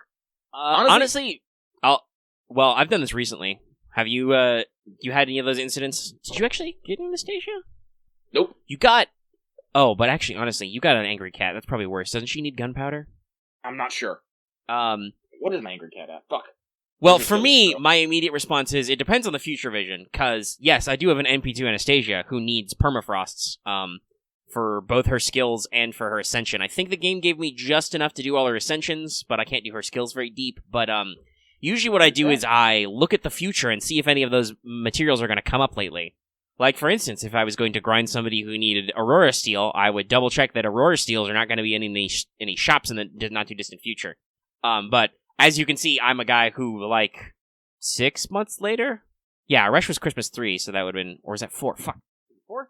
Christmas... No, 3. 3 Christmases. 3. And that was this year. Not future this year, the past this year. I still only have her at 888 because she needs a fuck ton of steaks, so... Middling? Yeah, I'm middling. Middling amount of grind. Lucky doesn't really go and do actual mat farming, even if it's in the moment. Lucky will literally wait until there's an event that's going to give me the thing and do it then. Like, as I said, FGO drop rates are kind of horrendous. And I, like, nothing against people who can sit there and spend all their AP every day doing it. I can't. No, not unless there's a really good node or rewards for it. It's rough. Yeah. Now the beauty is that eventually, we're gonna get an update where every main quest clear gives you mats. Just, that's a thing, and that's gonna be retroactive, so you're gonna get a shitload of mats, and then all future stories will give mats. So, that should sorry. Some of that. Well, as I said, that's the thing. Going nutso during APOC was a thing, because APOC was the event that's gonna drop all the fucking mats. It has good mat drops. And so Lucky did go apeshit, but Lucky was just a fucking madman during the APOC collab. Well, yeah, Lucky just went apeshit, period. But also, APOC had really good mat drops. That was kind of its appeal. It was Solomon tier raids. By the way, my angry cat is at 666, so I don't think I've hit the bullet hell yet. Probably not, because it's probably like 7 or 8, and they're gonna need like a shitload per skill. Yeah, probably. Because bronze mats, kids. Like, I think thanks to daily logins, I have like 150 chains, but I ever actually start spending those chains, I'm gonna run out really fast. Mm-hmm. Because I feel like I used to have a lot of chains before, and now I don't. Well, I mean, I never guarantee that I'm gonna get anybody on anything, so I don't ever pre-farm. Like, I wasn't expecting to get Okita or even Izo. I didn't save any fucking assassin embers. I was just like, what happens, happens. So, like, that's also another thing. I don't hoard mats or EXPs or anything, just because I assume nothing will happen. And we're just going to move on. Yep. So, from the guy who's about to lose all his apples to Lostbelt 2 Aurora Steel Grinding, thank you for your comment. This next one comes from Spartan Fire. Lucky and Omega, I was curious about which fate work was your first you came across. Hope you guys are doing well this week. Well, thank you, Spartan Fire. Easy. Lucky originally watched if we're talking specifically Fate, it was Dean Studios' Fate Stay Night. Yep, same. Mm-hmm. If we're talking actual Nasu verse works, I actually did come across the Tsukihime, VN before that, but Lucky was not as weeb as he was now, and he didn't get it. Anyway, thank you, Spartan Fire, for your question. Next one comes from that guy with the level 100 Serenity. That's some high-level culture right there. This question is eerily similar to a question we've just answered. Yeah, I think I'm gonna put in a rule that we will not answer the same question in the same session. That guy with level 100 Serenity, we answered this question earlier today. So, 2 for 1, boom! Yeah. For those of you who can't read the question right now, because you're not looking at it, it was just about the luckiest roll we've gotten, so we did that already. Goddamn chimeras. Chimera! Alias, Star Hunter. You know why. Hey guys, love the work. Quick question. What is the most interesting way you heard someone enter the Fate series? I talked to a couple people who started on Caliad or even FGO, so I thought it'd be nice to hear. Keep up the great work. This implies that Lucky actually talks to people. Yeah, that means that I would have people who aren't already in the franchise that get in stuff. I don't know. Let's see here. Who? I don't think I've actually ever really truly introduced someone to the Fate series. Yeah, I've never done it myself, and I haven't. I'm trying to remember. Like, I think I have heard a story of a guy from a guy that somebody got in on literally any part of the franchise. So I don't know. I would probably feel worst for people who got in on some of the more weird esoteric shit. Like, if somebody got interested in Fate because of, like, Last Encore, I'd be like, oof, okay, you're still here? Because Last Encore is very, very weird. Yeah, it's not bad, like, it's just weird. If someone got onto Fate on, like, today's menu with Emmy and Family, I'd be like, oh no, you poor sweet child. No, you sweet summer child, no. Stop there. No, stop. So, like, I don't really know. That implies people tell me their stories.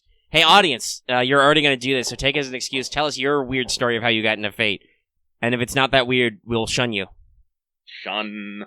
So, unfortunately, Star Hunter, we do not have a very good question to your answer, but maybe with the help of you lovely, lovely folks out there, direct glance, we will. This would be the moment where if we were doing a show like a real talk show with, like, cameras at a table, we would both look into the camera for a solid 2 seconds. We would. So, moving on. This one from some guy who exists wearing a hat, head patting their adopted Ironblood shit girl daughter. Oh, fuck, I haven't played the Azure Lane event in a couple of days. Yeah, I have. We'll talk about that on What's Up. Anyway. Hey, Lucky and Omega, how are you doing? If you can go back in time and change one thing about the mechanics of FGO, what would you change? I would personally change it so that you would slowly gain experience through fighting as well as embers. Hope you have a great day, and take care. Honestly, that one's a very solid one. Very solid. Actual combat XP would be good, because, like... No, honestly, that would be kind of the girls' frontline system where you could still spend EXPs, but you could also just get combat EXP. That would be pretty good. Yeah. Lucky is going to beat on the drum he has been beating for several years. Make USOs purchasable in the Rare Prism shop. Honestly, I really do like the combat experience one. But as I said, like, it's something that, like, the USO thing is something that, like, keeps me up at night sometimes because it makes me safety net, combat EXP, the thing we mentioned about Bond CEs earlier, basically. Yeah, I would also like Bond CEs to either be an automatic effect that you don't actually have to equip. Yeah, just they do this where they give characters weird passives. Just make it so when you unlock their Bond CE, you just unlock a passive. Like, honestly, I feel like that, like, what would happen is, like, your Bond Sim, you have gotten as close to this fucking servant as you can. Your bond is fucking solid.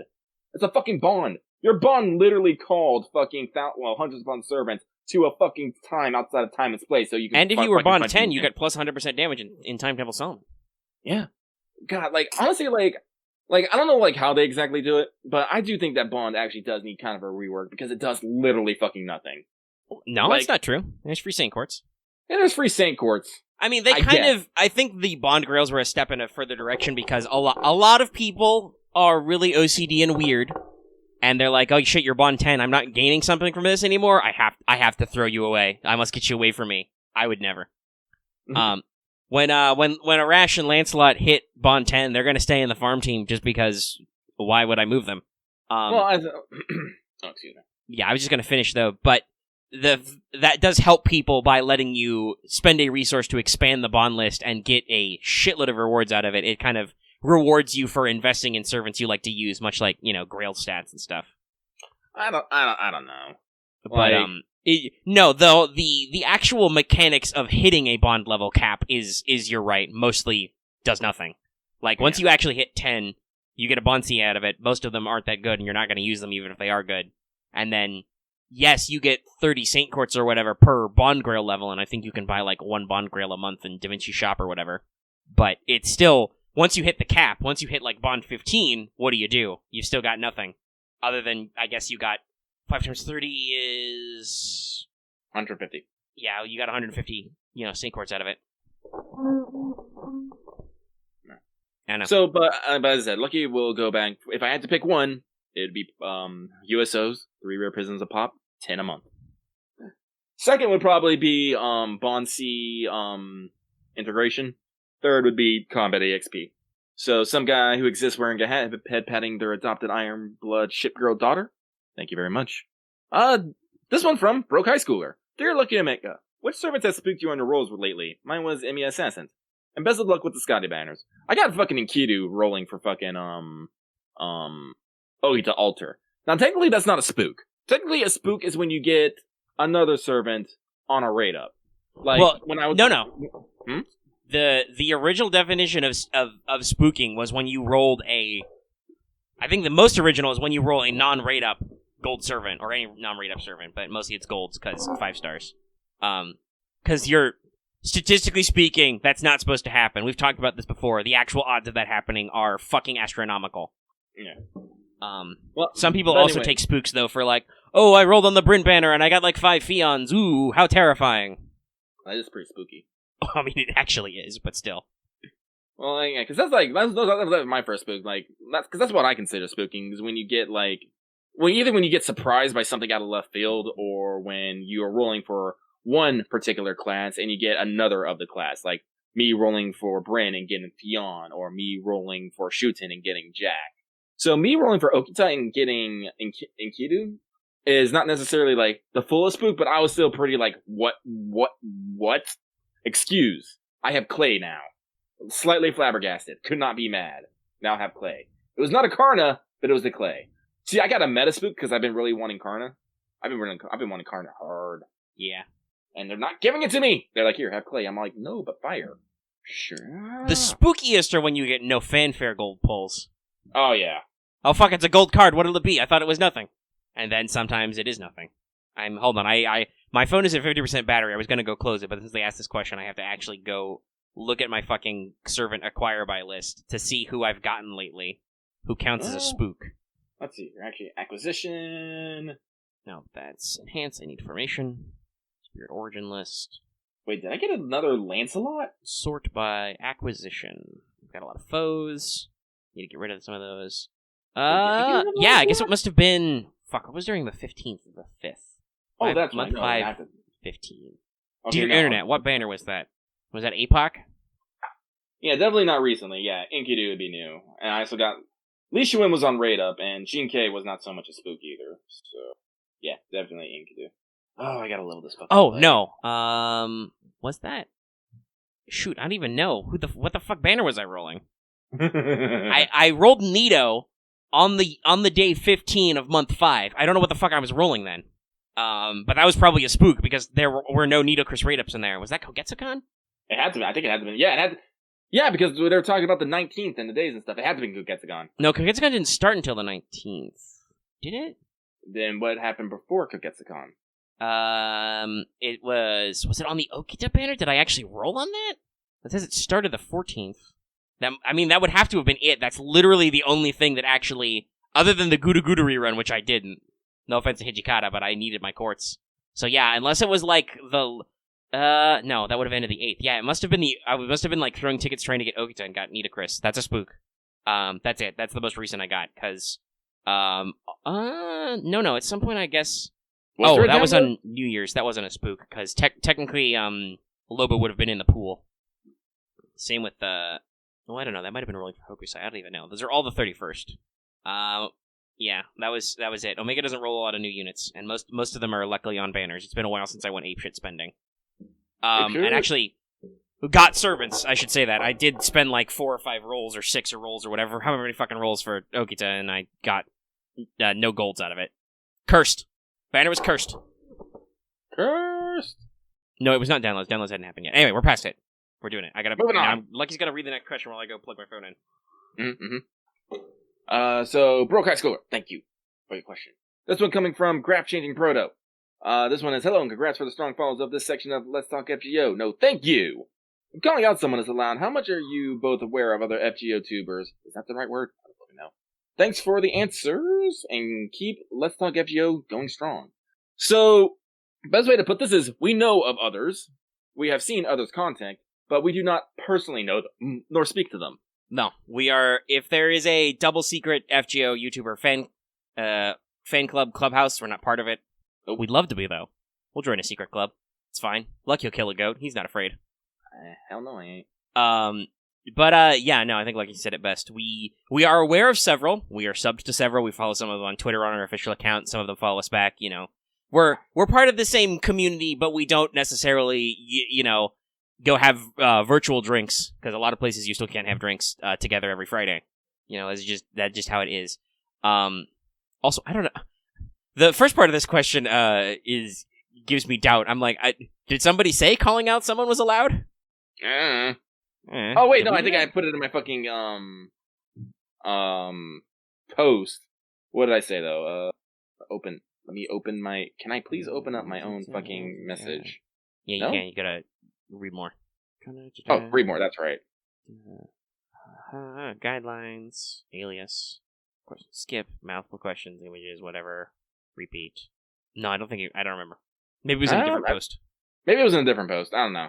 Anyway, so I don't know. Like, I would like to chat with people more often, but again, we've had this discussion before. I don't know what I talk about. I'd be all like, so I just slide into the conversation and I just be all like, so Scheherazad's ass. You want to talk about this? I mean, I'm just you sir are a liar. You would kick down the door and be like, "Hey, yo, you seen them ass and titties?" And then you would dive out the window, ignoring the door you've already broken down. I mean, I do that in our Discord all the time. Well, like, here's the thing: I say those things not expecting a conversation out of them. True. I mean, when you're just busting in, you're just here to leave a little present and go.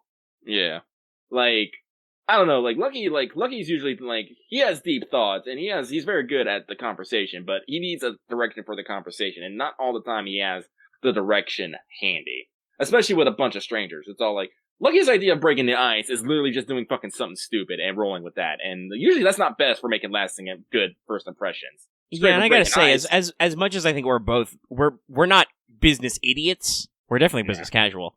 That also probably wouldn't be a really good point of conversation for us to be talking constantly about our SEO and our view counts and shit. The business side of things wouldn't be very entertaining for anybody. That's it. So if anyone has any ideas and things we can talk about to other people, let us know, and we will workshop it. Okay. So. Hang on, I just completely lost. Okay, there I am. Fuck. I don't know how. Okay, cool. Yeah, I found it. From Graph Changing Proto. Thank you for your question. This one comes from Emblem. Oh, Emblem, you poor sweet child. Emblem says, "Hey, sorry for all the questions I asked last week. I know Lucky told me not to worry about it, but I felt it was more courtesy to give out an apology." Emblem, girl, you fine. Lucky is okay with you. Do you need head pats? I'll give you fucking head pats. Anyway, my question is simple. If you have any Bond 10 servants, what servant was the first to reach that Bond level? Well, I we already that one know earlier because I got one. Yeah. My first, I said I have 4, but my first was Cat. As I said, Cat carried me a lot through the early game, and carried me a lot through. Lucky's that meme that's like he's the face that is like her red cards go brr. Yeah, no. Lucky's big strategy for dealing with a bunch of the rake up in the interludes where it was just rub fucking berserkers on it. Vlad's not a red berserker, but still. But Raiko, Tama, and Vlad were just like, let's just go demolish everything. So yeah, made Cat. She great. I adore her. She adores me. That's all I need in life. So, Emblem, thank you for your question, and stop feeling like you're a problem. You're a solution, girl. Just gotta work towards it. Yeah. Anyway, this next one comes from Disappointment. Ugh. How disappointing. How disappointing. What do you do after you dropped a bunch of Saint Courts and failed to get the SSR you wanted? Example. When I failed to get the Lion King on the Summer Part 2 banner, I got so mad I grew a Misashi Berserker because she actually came to me. I've never Rage Grailed or Vengeance Grailed. Lucky, I feel like our responses are going to be pretty similar. If your response isn't, I spend more money until I get it, it's, I'm going to lie on the floor and die for a little bit. Yeah. That's usually it. Lucky has, 2 responses. Either is, he goes through the 5 stages of grief, or he just gets mad, and consecutive manner, and he burns his soul fire. By the way, everyone, when Lucky says he burns his soul fire, that means he is literally pulling out more fucking money and throwing it into a fire. Because that's what you do. So if you ever hear about any mysterious bank robberies, that's Lucky needed to roll more gacha. Mm-hmm. Bank robberies, human trafficking, stuff like that. Organ removal. Hey, he didn't need that kidney. Oh, you got to. But yeah, mine is just, no, it's just, okay, well, I've spent a lot. I just lie on the floor and loudly, sadly sing One is the Loneliest Number. Let's see, I've budget rolled for Jalter, Lancer Alter, Kiara, Okitan. I feel like maybe a couple others. But sometimes when I don't get them, I'm able to accept it. Usually I only start vengeance rolling when I start seeing a lot of other people having the servant. And I'm just all like, because I don't want to, like, I'm not trying to say that, like, I don't like it when other people get the things and I don't, but it's just all like, it's just that moment of all like, I want it. I want it now. But, yeah, so, Lucky's been a little bit better about spending recently. Well, actually, that's a lie. I threw over 1,000 quartz for Okitan, but before that, I was doing okay. Now already so, hopefully Scotty and Summer 3 will not, like, oh yeah, also forgot, I vengeance rolled for Maid Altar. That's right. The story of 12 Rykos, or 13. There's a lot of Rykos, y'all. Fuck. Anyway, thank you, Disappointment, for your question. We're moving up to Upside Down Vampire. Oh, it's this guy. Your response is, mwah, chef kiss, Lucky. Perfect reaction. Who's this guy? Alright, read him. Hey, Lucky and Omega. Bit of an odd question. I hope to shit that it hasn't been asked before. But if you had to choose one servant to be a sibling to you, who would it be? I mean, as if you literally grew up spending years with this character in your family as a sibling. Knowing, like, this is a person that I actually talk to and hang out with on the Discord. And I know their life a little bit, so I'm just giving them a little bit of fucking side-eye. You know who you are. You know who you fucking are. You know what you did. You know what you did. I don't know. This is a weird one for me, because I don't know if I've talked about this a lot on Let's Talk. I'm the youngest of 5. I have a lot of siblings who are all, now married and stuff, and a lot of them have, actually, no, I think all of them have kids now. Some of them multiple kids. So, like, no, I already have a really big family. I don't even know who would I, like, add to my family from the servant list. I feel like there'd be a lot of good choices that would be cool siblings, but I don't know. I don't know, like, necessarily sibling, but fucking, like, I'd love to have, like, an Uncle Vlad. Or, an Aunt Medea. Cool. Like, I don't want a little sister Jack. Like, I adore Jack, but I feel like she'd be a terror as a sister. Yeah, I don't know. Like, I'm trying to... Most servants I want a bone, which kind of puts that at odds, so... Yeah. Lucky doesn't necessarily have that problem. He has multiple types of love, but... I'm trying to think, are there any characters that I appreciate, but I don't know, like, most of the characters I do like have Sister John problems in their backstory. Be great. Honestly. Yeah, sure, Jean would be a good one. I like Jean, though. And her holy bust. I like it, too. Can we be adopted? Can I be adopted into her family, her into mine? That's fine then, right? Because, like, okay, I wouldn't necessarily literally want Medea as my older sister, because that's got some baggage. Oof. Same with, like, Artoria's cool, I like her, but her family's kind of complex. Like, I don't know, I'm trying to think of people, like, NOBBU? No, that didn't work out either. Like, I'm trying to think of characters I think, oh, who do I know would are characters that I'm not necessarily interested in, like, in a romantic or sexual way that I like and would like hanging out with all the time, and I'm just like, most of these don't go well. Let me try. Like, I don't know. Here. Iskander could probably be pretty cool. I'd hang out with him. We'd conquer stuff.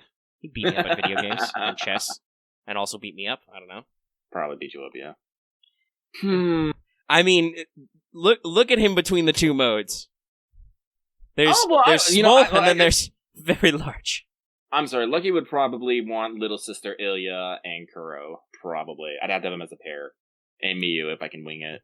Just, Emoto energy, just max. I'd be all like, yes, it is me, Oni-san. But, let's see here. It specifically has to be, Prisma Ilya. Prisma Ilya, though. Not, well, no, I guess. Wait, no, if it's fucking, yeah, Face Day Night, Ilya. Regular Ilya, big sister, is, very danger zone. Danger zone. So, yeah, that's what we say. Oh, actually, fucking, older sister, Jaguar Man might be interesting. that would be chaotic, but sure. As I said, Lucinae-san is great, but I'm in the Omega boat of like, I need those thighs. Just around my head. Here comes some fucking Lucha. There's gotta be a meme in there of like somebody getting like a fucking like, flying, thigh throw or something, and just paste Lucky's face in there and just be like, this is not what I meant, but the butt is the important part. It'll be just a thumbs up. Just, yeah. Boudica, also very, very good big sister, but also, I really want to bone Boudica. Let's see here. Adelante. I'm not sure how I feel about her as a sibling, honestly. Like, I like Adelante. She's very cool. Much cool character. Can't see her as a family member. I mean, she was literally raised by bears or something, Yeah. so I don't know. That would be... Let's see here. I wouldn't mind having, like, if we're not talking, like, strictly siblings, like, Cursed Arm. He's a cool uncle type. Yeah, there's a lot of cool... Well, we've talked about this. There are, certain anime age ranges, so... Yeah. I think, unfortunately for us, a lot of the characters in the Onesan range are also in the, like, hey, baby, why don't you come back to my place, kind of... Like who would we had a different question, was it last week or 2 weeks ago, about what character would you want to, like, live with, in a sense. There's different age ranges, but there's a lot of cool uncle characters. Oh yeah. No, Europa is just grandma. But Frick yes, Grandma Candy. Yeah. Can we write the bring giant back bull a again? really, really, really old meme that nobody probably remembers because nobody likes Overwatch anymore. That's right, I said it. It's true. You know it's true. I don't know if actual Emio would make a good big brother. Like, to me, I should say. He's a very wholesome and protective person, but Lucky is not someone who usually needs protecting. He's usually someone who's all like, well, I take it back. He is someone who needs protecting, but that's because Lucky is usually doing something dumb and then is complaining about he did something dumb. So... Sorry, Lucky's just going through a mental list. Like, honestly, like, Tyranna King Mon champion level in our Discord has it right. Lucky would probably adopt all of the fucking small servants as his little sisters just immediately. Even, like, the problematic ones. So it'd be John Alter Santa Lily, it'd be Jack, it'd be Rhyme, it'd be Abby, Bunyan. I just immediately adopt them, like, these are all my little sisters now. Head pats. But, like, for, like, older sister types, like I said, my slice is, like almost non-existent, because all the older sister types I'm all like, yeah, can we get some in-laws? Is that okay? Yeah, but as Gawain, my brother! Like, a lot of the guys just make cool uncle types, but I don't know if I necessarily want any of them as my brother, though, Yeah. Lucky's trying to think of, who would be, like, the best brother. I don't know. Actually, I take that back. I would love to have Blackbeard as a brother. We get in so much fucking trouble together. Oh, no. Somebody's going to prison. Someone's going to prison. It's probably both of us. But we're gonna have a good time. Well, that's a song lyric, isn't it? Somebody going to emergency, somebody going to jail? Mm-hmm. That would be it. Yeah. But, let's see here. Yeah, I said Lucky just loves girls too much. Let's see here. Like, I thought about saying... Merlin can be my big bro. He's cool. But then that would also be like, that's just asking for trouble. That's just asking for trouble, yo. Sorry, Lucky is... Lucky's big braining right now. I am big braining right now. Oh, God. No. Sorry, I just looked at the next question. I'd be just like, ooh, that's a good question, but also that's really complex. Yeah, I don't know. Lucky's not going to think too much hard on it. We have. No, you got to think about the... We're at an hour 45, and you've got to think about the next question. Yeah. So, Upside Down Vampire, you're listening to us live. You know what's up. Whatever. We're moving on. Thank you for your comment. This one comes from... Upside Down Vampire, I have already touched your doorknob. This next one comes from A Hunter in Search of a Fight. Dear Lucky and Omega, premise of this question is that FGOs gets a fighting game, and the starting roster has one character of each class, including extra classes. Which would you give 12 slots, since you know 12 classes in FGO outside of Beast? Who would you consider the most interesting servants to fill this potential roster? Is that including Shielder? Because you gotta have MASH. You can't do an FGO anything game and not do a MASH. Oh no, clearly MASH should be the announcer, narrator. I mean, on the one hand, yes, that would be adorable, but I really just want the Shimoza announcer, though, to come back. Fight them! Well, as I said, unfortunately, Artoria is a staple character, so she also has been in fighting games, and I think she has a good move list. Yeah. So, one would definitely be Artoria. Now, let's see here. Archer? Who is the signature Archer for FGO? Gil? Who was it? No, he wasn't in the previews. Like, who was the... Arjuna. Arjuna? Yeah. Well, that Quincy motherfucker has a lot of moves. He could definitely be in a fighting game. Yeah. Lancer, he's a really interesting character in Extella Link. Like, honestly, for Lance, I'd have to say it'd have to be Skahawk or Ku. Yeah, I get, like... Oh, actually, I think Artoria was like this... No, or was it Altera? Altera would be really good also, just because they do a lot of fun stuff with her in Extella series. But, like, thinking about... I'd honestly, I would pick the major, like, headliner characters. Like, for Ryder, Ushi. Like, that's a really, really good one that's really diverse, you know. Skahawk as Lancer, again, the two spears, like, got a lot of really, really interesting stuff there. Yeah, but remember, if they fucking put Mephistopheles as caster... I mean, he would fit in a fighting game. He'd, like, make people explode and stuff. I guess that's true. Like, I'm trying to think about early casters. Like, your only other option would be, like, I don't know, are you gonna do Mozart? Like, for, like, I don't know. I mean, Cascu would be funny, but... what are the other early casters? I don't know, we have Shakes. I think Shakes would be fucking hilarious. Shake still doesn't have an animation update. He still uses caster balls. I literally don't know what he would do. Throw papers at people? That would be pretty funny. His forward dash attack is just he runs and trips into you. Fucking throws quill pens. Or it could be like fucking Hans, and his attacks are just incarnations of the stories he wrote. Let's see here. Assassin, the show was fucking Jekyll and Hyde. I mean, he has a switchblade. That could be cool. Man, though, Kojiro is... Again, Kojiro is just like picking Ushi. That's like, no, that's a really good one, though. Yeah. Honestly, though, I'd want Carmilla, just because she'd have all the weird... Just like her new animation update, she'd have all the weird shit. Who was the Berserker? It was fucking, Darius, yeah. Which is as good as anybody, really. Honestly, plus, he gets to summon skeletons and stuff. Just big angry energy, go. Big angry energy, occasionally he does stuff like a skeleton pops out of the ground and pokes you, and stuff like that. Did I miss anybody who did Saber, Archer, Lancer? Well, they said the extras. Yeah, no, so that means we go to Ruler, which is usually the first go. I know Jean was the iconic one, but I'd love to let them... Because Sherlock has an actual honest-to-God fighting style. I'd love to let them have Sherlock a fighting game. Are you sure you don't want Ruler Martha? That would be another good one. Those would both be really good choices. Yeah. Because both of them are actually martial artists. Like, no offense to, like, Jean or even to Amakusa, because he, like, fights with a sword and stuff. But, like, no, like, getting some sick combos with Martha. By the way, for Berserker, another really good choice. Beowulf, yeah.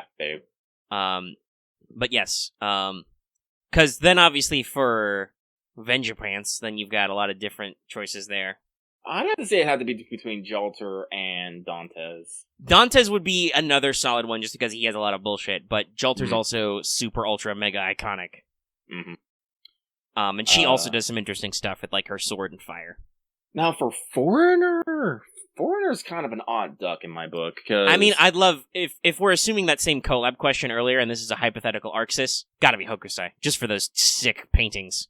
Yeah, I think it'd have to be Hokusai. I'm sorry, Abby just would not fit. I don't think Heartstorm Yang would fit. Voyager would not fit. Like, you could do Abby, but one, that would be very awkward because she would literally be getting beat up. It's like, who wants to see Abby getting beat up? Not me. Yeah, Hokusai is the choice. Yeah. Moon Cancer is going to be BB. Well, or maybe BB's the announcer. This sounds like a BB plot. It sounds like a BB plot. I mean, there's literally 3 Moon Cancers, and 2 of them are the same person, so it's BB, it's Space Summer BB, or it's Ganesha, which would also be hilarious in the same way Shakes would be. Yeah. And then we have Alter Ego. Oh man, I'd probably go with okay. There's a couple of good choices. Okita would be probably more FGO original and have some really interesting stuff. She has some really flashy animations. Melt is a literal ballet dancer. Like, crime ballet is literally her skill at... She loves classical ballet so much she turned it into a fighting style. Like, I don't know. I feel like that would be some spicy slick animations. I think Melt would be best, because, I said Lip is precious, but she a big girl. Kiara... No, not for a fighting game. Like, I'm pretty like Kiara might have some weird Buddhist sexual assault kung fu, but that's not really her deal. Yeah. Mecha Liz could be entertaining. Yes, Mecha Liz sounds like a fun joke DLC character. Like on April 1st, we'd release Mecha Liz with her fucking missiles and beams and shit. But that'd be pretty cool. Actually, that reminds me, though. I think you brought that up, not on air, but I think it was this week. You talked about what animation are they going to do. Because you pointed out 2 years ago was Essentials of Fate, which is a great video. I still watch it every once in a while. Yeah. Just because it's so cool. Last year was the fourth anime where they showed off, like, speaking of, like, seeing, like, fighting game moves, like, I just always remember Ruler Monsters just punching the fuck out of that. Oh, yeah, no, it shows a lot of FGO servants in a lot of scenarios with animation. Like, there's a scene with Tesla crashing the bridge, Ibaraki fighting, fucking Cleopatra flying through the air, Penth fighting an Orochi, stuff like that. Martha going apeshit. You know, it's a really, really, really sick animation. I think that was one of the first times that they showed Mash fighting, because this was before the Babylonian anime came out. That was where she first fucking Captain America'd her shield, and Izo rode on it. So you should watch that again if you haven't, and I hope they do another really sick-ass animation for the... Yeah. Because they've got all the money they need. But yeah, I think that's C, so that's... that's everybody. Yeah. Until they introduce a new class. Yeah, but it's fun to think about, but honestly, like, I don't think I could just, like, I would need, like, at least 2 to 3 of every class to be happy. Yeah, and also, because that's only 12, that's, like, I don't know, I'm thinking about stuff like, that's 3 rows of 4, I'm thinking, like, back when I played, like, Soul Calibur, didn't a lot of those later games had, like, I don't know, at least a couple more rows than that? Like, I feel like Smash has more rows than that, like, you definitely do some more, I don't know what they would be, but FGO is really interesting, they got a lot, They have a small unit pool for a gacha game, quite frankly. We still haven't crossed 300 yet, I don't think. Nope. But at the same time, it does have a really decent amount of units. So I'm not really sure. But a lot of them have really interesting fighting styles I'd love to see. Mm-hmm. So, let me scoot on over. A Hunter in Search of the Fight, thank you for the question. It was actually quite fun to think about and talk about. Hope to hear from you again. We're going to move on from Card, the Fade AP's medic, and Back Alley Surgeon. Dear Omega and Lucky, I would ask about your ideas for Summer 5, but you covered that last week along with Summer Servants you don't want to see. So let me inverse the question. Are there any Summer Servants you don't want, and what would be your worst summer event concept? With love, as I get ready to punch Giant Card, the Fade AP's medic, and Back Alley Surgeon. So, the summer event I don't want, and summer servants I don't want. I mean, like, honestly, me personally, I get nothing out of Summer Kiara, but they're gonna do it anyway, so, like, it's one of those things where, like, this is one of those awkward questions where it's like, man, I really don't feel like raining on anybody's parade. There already are and will continue to be summer servants I don't necessarily want to roll for, but I don't want to, like, shit in anybody's cereal. Events, though, that could probably be, like, I don't know, there could be some... Honestly, if they retreaded any of the concepts they've done already, that would probably be kind of dull. Right, because a lot of the thing about Summer is that they've done some really weird shit, like a race, just a fucking desert island thing, and then actually this year we are in English getting fucking Hawaiian Vacation, and then next year is Las Vegas, and who knows what the fuck 5 will be. 5 might be Halloween, we don't know. Yeah, like, honestly, Lucky, again, this is the problem with Lucky. He is just too accepting of everything. Like, I can't really think of a thing that, like, a servant nor event that I'd just be like, no. Like, I was trying to think about, would it be, like, a male servant? Like, no, like, even though Lucky, harshes on people who, like, are all, like, give me my summer males, if they were to actually give summer males, Lucky would be all like, let me get some abs, yo. I'll accept this. Because, as I said, I'm still waiting for my fucking, Beach Boys of the Round Table, okay? Yeah, they still haven't. Like, we're actually the event's even done a rerun, and they haven't introduced any costumes, so. Yeah. So. Send. Like, no matter what, Lucky's probably going to be like, I'm okay with this. Same with events. Yeah, like, I'm trying to think, are there any... We're not those guys, so we wouldn't be like, no, it's super objectifying, you can't put women in bikinis. Like, we're not gonna be like that. No. I don't really know, like, we've already done the suggestion, like, I think last week we talked about, like, fucking camping, like, summer camp. Yeah, that would be fun. What else do you do in summer? I don't know. Summer games, that'd be great. A lot of people wonder if they're going to do that, by the way, because the Olympics are supposed to be this year. Mm-hmm. Yeah, I really don't know. I can't think of anything that cliched, like a cruise. No, that would be... That was summer 4-ish. I mean, Artoria did have a giant... Well, yeah, summer 4 is Las Vegas, but surrounded by water, but an actual, like, no, we're on a boat, and maybe it travels and goes different places, for instance. Like, imagine Okeanos, but a summer. Honestly, I think if I was to pick one that I might want to do, and maybe I want to have like a school festival. Let's go full weeb on this. Right, exactly. Summer, school stuff that could be fun too. Like, I'm trying to think. Like, I don't think there are any summer cliches I'm really opposed to. Other than, like I said, I'd hate if they retread anything without making it different. Like, as much as we harp on how like the second half of well, actually, honestly, that's as good a reason. The second half of Summer 1's kind of a drag because it's literally the same thing over again. Mm-hmm. Like, even if they tried to redo that, I'd be like, nah, I wouldn't. So yeah, that's my thoughts. Have we done a heist movie yet?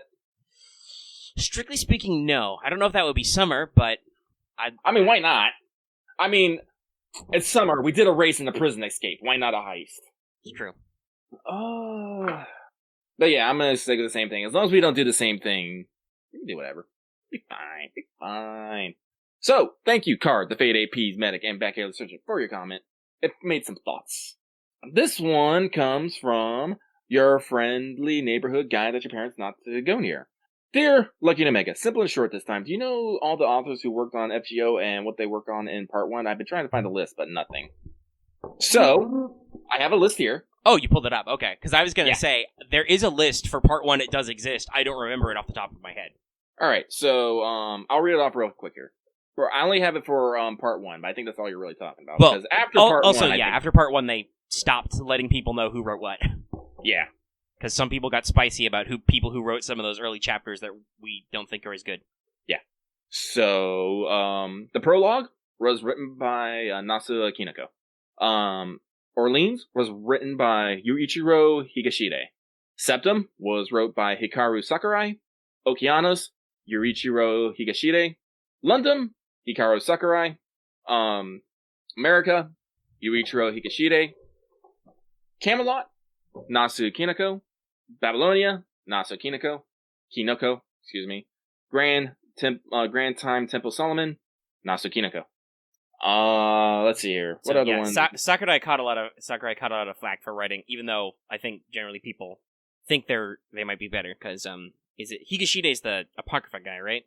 I believe so, yes. Yeah, so Higashide wrote all the okay events that people remember, and then unfortunately Sakurai wrote a lot of the ones that people are kind of on, which is why they stopped, because people in glass houses throw stones. Yes. So, there you go. Yeah, I hope that answers your question. So we are going to move on. Thank you, your friendly neighborhood guy that your parents not to go near. Teehee. So Omega, this one's going to be more on you. So I have to ask, do you want to answer this question? I can. I thought about it because I saw it. I immediately thought, oh, okay. I kind of wish you guys wouldn't, especially because Lucky does all the reading in Mailbag. But I'll read it. I will read it. So this one comes from Ozymandias of Zawado. Hey, Lucky Omega, thanks for answering my question last week. This time I'm asking a Yu-Gi-Oh question. Lucky immediately zones out. Mostly for Omega, but Lucky, if you have an answer, feel free. I don't. So I was messing around with a Noble's Knight deck.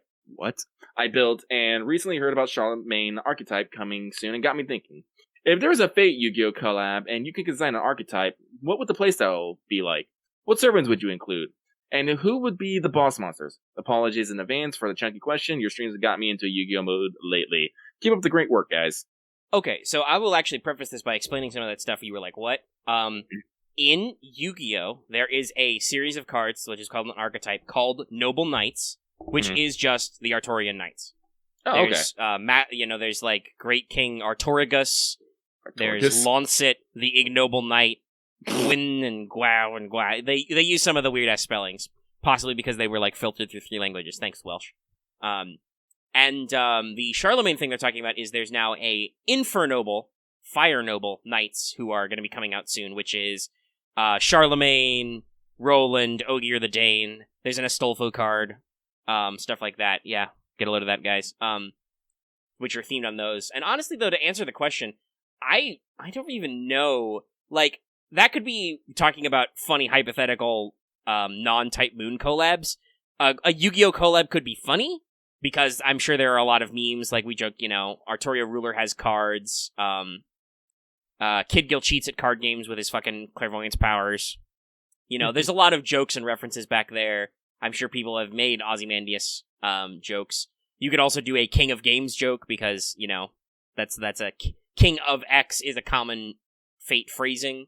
But an actual deck, I don't even know, because unfortunately, well, not unfortunately, but the thing with a lot of public domain characters, like what Fate uses, is that those are also already in Yu-Gi-Oh! So barring like the historical characters or a lot of the OCs, I don't even know what you do.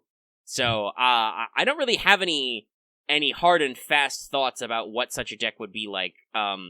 Just because that would be you'd have to figure out how to do it in such a way that like didn't mesh. I guess I don't know. Maybe the Babylonia types. Like you could do a fun collab with the Babylonia anime. Because I don't know if all of those guys have been represented, but they might have been, so I don't know. There's just a fuck ton of Yu-Gi-Oh cards. Even I don't know them all. Especially I don't know them all. Because I quit playing for like 10 or 15 years. But yeah, like an actual, like if you wanted to put it in frame of FGO, that could be funny. There's a lot of characters and a lot of weird stuff they could do. You could do it. You could get a Dark Magician Girl Welfare Caster that would fit perfectly within both games' ethos. You could do dumb... Because there's toon versions of a lot of monsters, that could be like all the NOBBUs. You could have dumb toon versions of servants running around. That's basically just all the Rio. The Rio yeah, deck. basically. But again, I don't actually know how I would translate that back to the Yu-Gi-Oh card game and what characters it would be based on. Like, I suppose the villain deck in such a theme should be the Demon Pillars, but also I'm pretty sure the Ars Goetia demons have already been used by Yu-Gi-Oh. Like that's again, like I said. All that public domain stuff, the Japanese love that. They love to just steal that and put that in pop culture. We talked about, how that other card game, Force of Will, has a lot of the same characters in it just because, hey, free reign. Actually, I'm looking at it, I'm typing in Tamamo and shit in Yu-Gi-Oh! I'm not getting any hits. Is there no Tamamo? There might not be. There are definitely Foxies. There's a Lady Daji. Oh, well, that counts. And there is a just generic Kyubi. There is a Shuten Doji, the Giant Oni, for instance, which would be pretty funny considering the two different looks. Because the Shuten Doji card in Yu-Gi-Oh is just a big red Oni. Big red Oni. So yeah, I don't know. It's a food for thought, but I admit, even knowing you asked this question like 3 days ago, I even thought to myself, man, I don't even know. I don't really know what the extent of it would be, just because a lot of the terms are reused. Mm-hmm. We can move on, I think. Okay. So, Azumandio Faro of Zawado!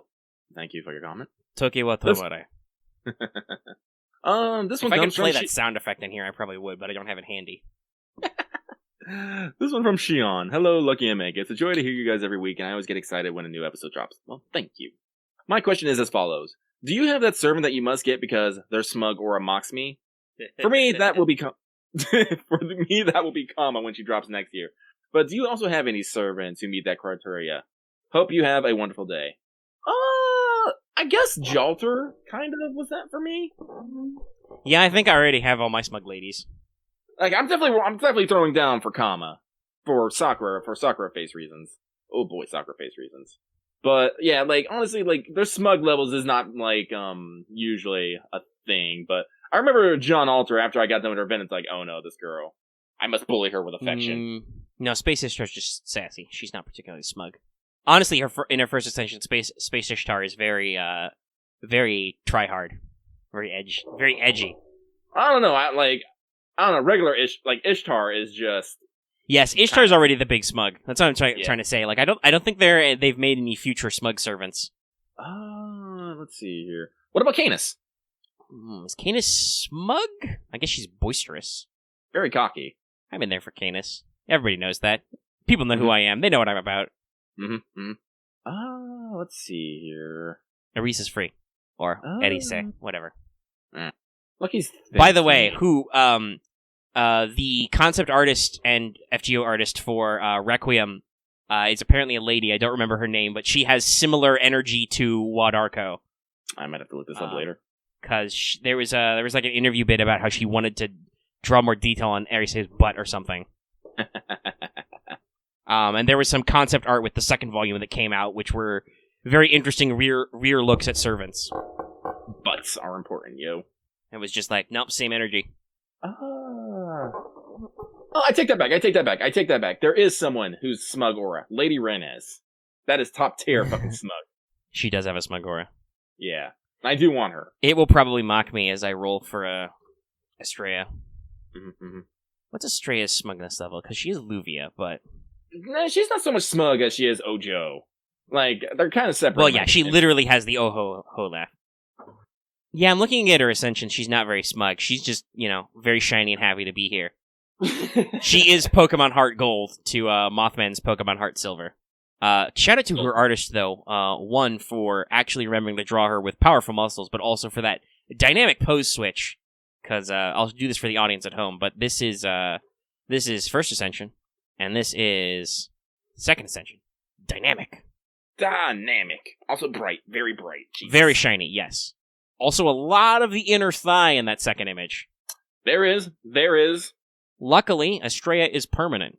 Our first permanent 4-star ruler, I believe. Anyway, we'll talk about that another time. Yeah, so definitely for Lucky, Kama is on the list, but not for smug reasons. Lady Renes is on the list. Actually, and I can say that. What? Turkey Smuggerer probably mocks me, because I don't have her yet. Oh, yeah, I have a Kirky, yeah. I don't know. Probably the one. She is smug, but she adores you, which is sometimes to your demerit. She's a sassy ears. Hey, kids, around elves, watch yourselves. I'm not aiming for a summer BB. That's okay. I am aiming for a summer BB, but BB to me is something that transcends smugness onto full on. Well, as she likes to put it, little devil. Yeah, BB is full blown menacing. Yeah, like smugness usually means they're teasing and playing with you. BB takes that a bit further, and you better guard yourself. I still adore her, but I know what I'm getting into. Smug, adjective. Having or showing an excessive pride in oneself or one's achievements. Yeah, so BB's past that. Yeah. But I think we're going to move on from the question. Solid thank you. So, I'm sorry. Quetz is best. I'm going to read your question, but it's going to be very quickly answered. At least on my side. I'm pretty sure Omega is going to do the same thing. But I will read it. So, this is from Quetz is best. Solid name. Hello, Lucky Omega. Hope you're having a good time, seeing as Lostbelt 2 is almost upon us. I want to know, what are your predictions for the chapter? I know parts of what would happen, and you probably do too. Going 2 years unspoiled is kind of hard. But what do you think will happen in between? Let me tell you guys, Lucky has completely gone 2 years unspoiled. So he has no idea. So whatever happens, happens. Omega has not gone 2 years unspoiled, and we're still doing the Lostbelt 2 pregame. That's actually happening in this episode. Don't forget about it just because you read a lot of questions. So you'll find out when I read it. I have a solid prediction, though, Lucky. Tears. Tears will happen. Yeah. Big baby tears. Okay. But, hey, guess what? If you ask me this question in 4 months, hey, Omega, what do you think will happen in Lostbelt 3? Omega's gonna say, big baby tears. Now, when you get to Lostbelt 4, it's gonna be Dragon Ball Z. That's it. Then after that, we're gonna go back to big baby tears. And I have a solid prediction that's gonna happen for the next 2 Lostbelts. Assuming they don't make them like 4 Lostbelts or something. I don't fucking know. My Lucky prediction is we have no idea what's going on. Do we ever have any idea what's going on? Hey, that means my prediction is correct. Like, I think literally we got to Time Temple Solomon before we figured out what was going on with that, actually. I'm not so. Anyway, Quetz is best. Thank you for your question. Sorry we can't elucidate more. As I said, Lucky, well, he pretty much despises spoilers, and he gets very upset at people who spoil him intentionally. When you unintentionally spoil him, he's just a little miffed, and he goes and cries in the corner. Listen, if you give spoilers, that's where you go to the special hell. Same with the people who talk at the movies. Mm-hmm. So, this one comes... This fucking name. So this one, I mean, I'm looking at the YouTube name and the alias. I'm just all no, go for it. So, this is from the Democratic People's Republic of Chaldea. I'm just letting that soak in. I love these aliases. I really do. But, anyway, the Democratic People's Republic of Chaldea ask, hey, guys. Fairly new listener of the pod here. First want to commend you folks on what you do. Let's Talk FGO has become a regular fixture of my Saturday while doing laundry. Well, thank you for listening. I hope your whites are white and your colors retain their vividity. My question for you two is, who is the servant that you struck out on the hardest? By that I mean, what servant did you really want but failed to roll and may have missed out on the foreseeable future? For me, that was Musashi on the most recent New Year's banners. I started too late on her first banner and didn't realize how much I liked her on Shimosa banner. I couldn't roll her on New Year's and couldn't justify spending more money to keep trying. Now she doesn't get another banner for 2 years, but there's also Summer Musashi or getting lucky on the GSSR. That's a solid story there. That's a mood. Hey, mine's eerily similar to yours. I wouldn't say I didn't, fail the roll or whatever, but I tried really hard on Musashi and struck out. I have no Musashi. I tried decently twice, I think. I spent a lot of quartz on her original rate up and so on. It's just like, I got nothing for nothing. Lucky's trying to think of someone that he has tried extraordinarily hard on and has not gotten and did not get at a later date. I can think of one. Who? Assuming you still don't have an MHXA, right? No, I don't. That was a big one last year. Yeah, I tried both years and didn't get her. And I said I'm probably going to be switching to Berserker. Because like I said, I got an Okitan altar. There's literally almost no reason for me to roll on the Alter Ego banner. The extra banner, unless I want to try for Dantes. And I'm just like, I think I'll wait for Summer. Yeah, I'm gonna fire on Sabers just because, hey, synergy. So, I'm still trying to get my MHX altar. Because literally, the only Artoria I do not have now. That's crazy for me to think. That's crazy for me to say. But literally the only Artoria I do not have at this moment.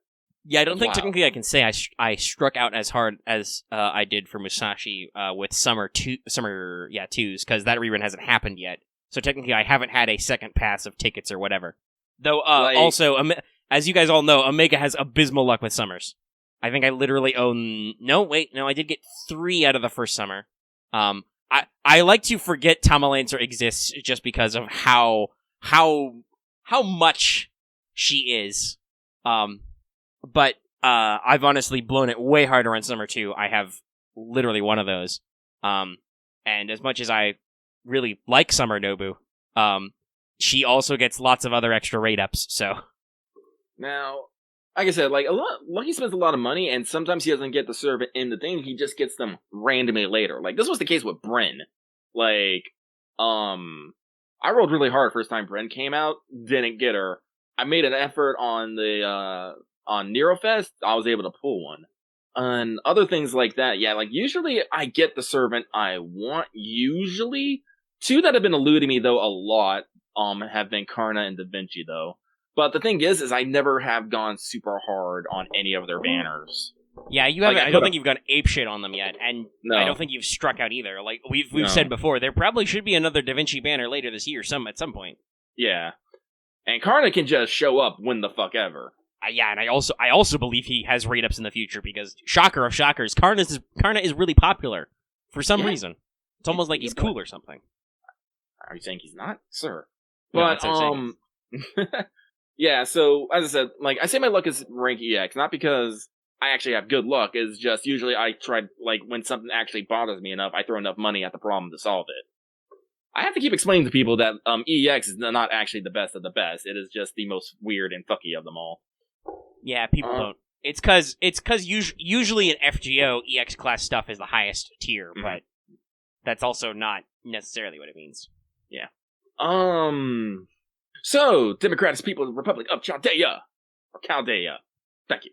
I hope your laundry smells nice and fresh. We're moving on to It's That Time Again, Wallacoon. Hello, Lucky Omega. What do you think about events that require to finish Lost Solomons or any Lostbelt? After all, the next Christmas and Halloween's required to finish Lostbelt 1 and Lostbelt 2, respectively. Farming nodes for currencies have too much HP? Do you think the event should be easy? Have a good day. Bye-bye. You're lucky this time, Wallacoon.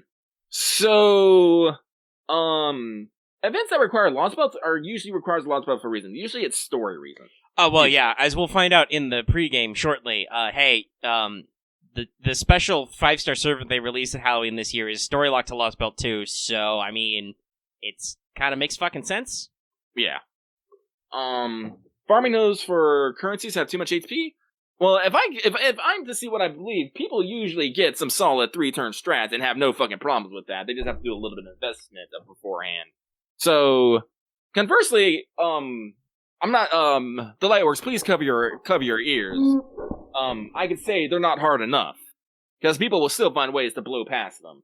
I'm pretty sure this is a reason why literally break bars were invented, so people would slow the fuck down. I'll say this, I don't want events to be a slog, but also, no, events are already easy. So, what events are truly hard? Was Guda Guda 3 hard? No? Do I kind of wish they'd had lower HP just because of the way they were set up was, like I said, very heavily weighted to the fact that you needed an AoE alter ego. Thanks, guys. That's just the thing I want. Is like, I know they want you to roll, but some of us don't get lucky because you don't have a goddamn pity system, so can you not, guys?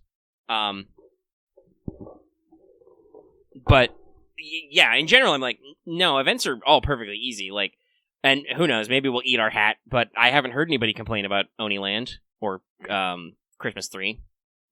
Like, I don't also, do I think hear those. Do I think events should be easy? Not necessarily.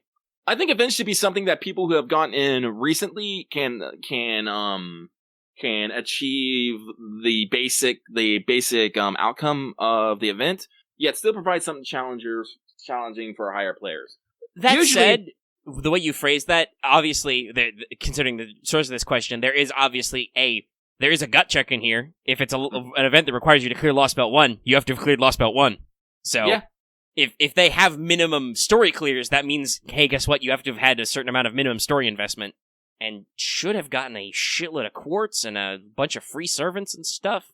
Well, I said, you also remember, they also expedite this process by literally making part 1, like, 1/2. Oh, yeah, no, they have done stuff to make this speed along so they can do it, because, not that I should interrupt your thought too much if you have a final bit, but I have my own bits on why it's actually okay for it to require later story clears.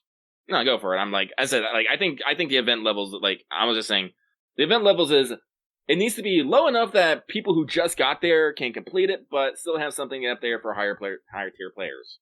Yeah, I would say, like, I don't, and honestly, like, I've been playing the game since launch. I don't always find events cruise control just because maybe I don't have the right units. So it's not about the hardness. It's just I wish there was a little more variety in stuff you could do, because usually it's just like, okay, this node is the best. Do this node all the time. You don't have somebody who does this node the best? Well, sucks for you, I guess. That's not really about difficulty, though. But what I was going to say about story is that the reason why it's important to do story clears is so that the game can finally progress the goddamn story and can involve new characters. Much like how, hey, APOC is actually like, hey, I know you're busy with this Lostbelt thing, but you're having a dream, dude. As opposed to, while that did work out with the timeline, Kogetsukan was set in the previous year. It was set in the year somewhere. It was because it was in Chaldea and stuff, right? And there are a lot of events that have that problem. Gudu Gudu was that way, actually. That was a brand new event, but that was all race shifting and shit. Which, by the way, doesn't make any goddamn sense for the timeline, because we're supposed to be in real time. How did we have 3 Gudu Gudu Yents in 3 years, but also be in Chaldea? It's like fucking Dragon Ball Z movies. But yeah, no, like, hey, because Sita and I will appear in Lostbelt 2, she can't be in Oniland if people don't know her. It's like the same thing we complained about with all the fucking Epic of Remnant servants. Why is Moriarty doomed to be mysterious old gentleman? Not that's not funny in Summer 2, but it happens a lot. And eventually they're gonna get over, and I think eventually they do get over the fact that, like, no, fuck it, Kirky is Kirky. That was dumb that we hit her true name anyway, because it was literally pointless. And stuff like that. But it's important for the sake of the narrative of the game to actually be able to acknowledge shit that has happened recently and progress, is what I'm gonna say. Yeah, Summer 3 is still set in the ambiguous time period, so it's weird. Because I think Summer Maeve mentions the fact that we beat her the previous year, but that doesn't work if it's in the free year. Because that would have been the year that we did the prison event. I don't know. But also, I think it's fucky with, like, because it's got a mechanic of time loop, so it might also just be chronologically fucked. We'll see. That's a future pregame. Okay, I'm yawning now. Alright, let's keep moving. So, is that time again, Wallakun? Thank you for your question. And here is our last one. This one is from Bully BB Buddy. That's a lot of B's. What is your favorite multi-layered servant materials gag? Mine is Summer BB being a moon cancer rather than a foreigner. Oh, okay, we have spelling mistakes here. It's due to a simple proof. It's that guy who can't spell and doesn't use spell check. Yeah. You know who you are. Shame. Ring the shame bell. I should get a shame bell. Yeah, that would be obnoxious for anybody. Yeah. By the way, I said that as I chuckled. I still laughed. Yeah, Lucky's getting himself a shame bell, and I'm just gonna start ringing it when someone says something dumb.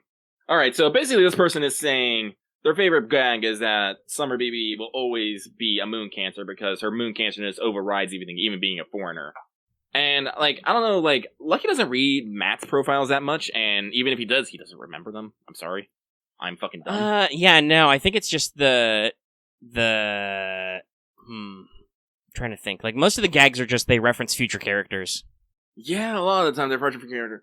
But, like, I don't know, like, if it's necessarily a multi-layer. No, it's not even a multi-layer. I can't think of any really good Matt's jokes that, like, I jumped to my memory off the top of my head. It might just be because we've been recording for, like, 2 hours. Nope, wait, yeah. Scratch that, 2.5 hours. Yeah, so, unfortunately, I can't think of any gags. Like, again, the Lightworks, Aniplex, go talk to, like, 7 Seas, Yen Press, those guys. Fucking get the book. Fuck, I think 7 Seas literally printed the Monster Girl encyclopedias. I'm pretty sure they'd be down to print fucking FGO materials. Anyway, print. There's money. There's money. Gotta work out the ratio. Yeah. Oh yeah, like, I don't know if you guys heard, but Lucky did order Monster Girls Encyclopedia 1 and 2 for game reasons. Totally for research. We'll talk about stuff. Now, so Matt's jokes I can't really think of. I'm sorry. Actually, so I guess keep going, Lucky. I guess the only one that comes to mind, I think, is when Summer Beamy talking about how there was a fucking nun who's a mermaid and she fucking can't stand them. I'm like, that sounds like Kiara. That sounds awesome. I can't wait for that to happen. Yeah, so as a joke, I opened up my cabinet to look at my bookshelf, but I was immediately shocked by, oh, hey, that logo on that thing I've just bought looks like it's 7 Cs, and those are the volumes of plus-size elf I have. Yeah. So, they're fun. Yeah, so, we need to, next time we get a user survey, we need to yell, give us printed materials. Give. And, as we like to say, localize. Just localize everything. If you localize it, they will buy. But that is it. So, Bully BB Buddy, thank you for your comment. And just be glad I do not have the shame bell ready. So, that is it for Mailbag. Yay! So, everyone, thank you very much for all your comments. That was exciting. We spent a lot of time on this. We spent a lot of time doing Mailbag now. Holy shit. Yeah, we do. We should probably get pickier. We probably should. But also, honestly, because there's a lot of pausing between reading and stuff and reacting, it edits down pretty easily usually. Like, I'm shocked at how small some of our edits are. But honestly, I feel like I should, like, when people post them, I should just copy save them and put them in some sort of random picker, and then just do like 10 a show or something. Yeah, we'd probably end up with a big backlog that way, but it would be more time efficient. We're continuing to workshop. Let us know your thoughts in the comments below. Not in Mailbag, but in the actual comments. Yeah, comments. Don't make Mailbag any longer than it has to be.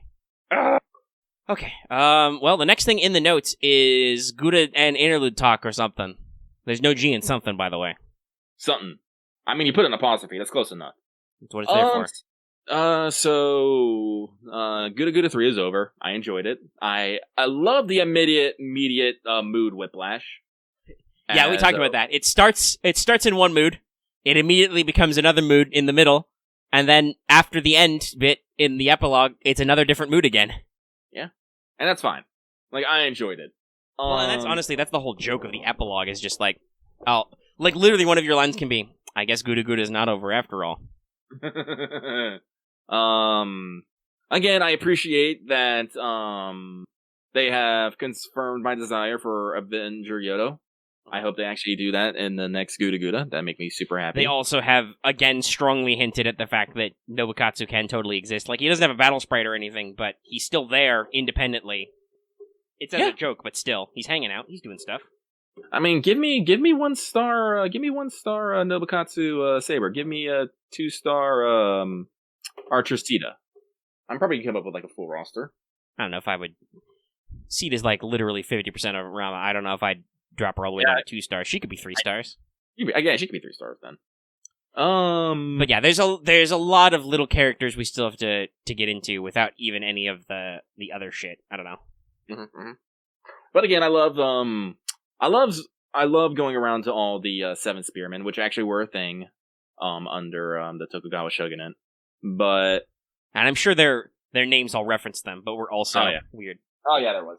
Though we also got the best thing ever. NOBBU phantasms, which are by the voice actors, by the way. Oh, that blew! Like, I never understood what was up with all the NOBBU jokes until I heard them, and I first heard fucking Ku NOBBU. I'm like, NOBBU? That's actually that's actually fucking Ku's voice actor. And he what's the phrasing on NOBBU Bolg? It's like nub nub nub nub nub.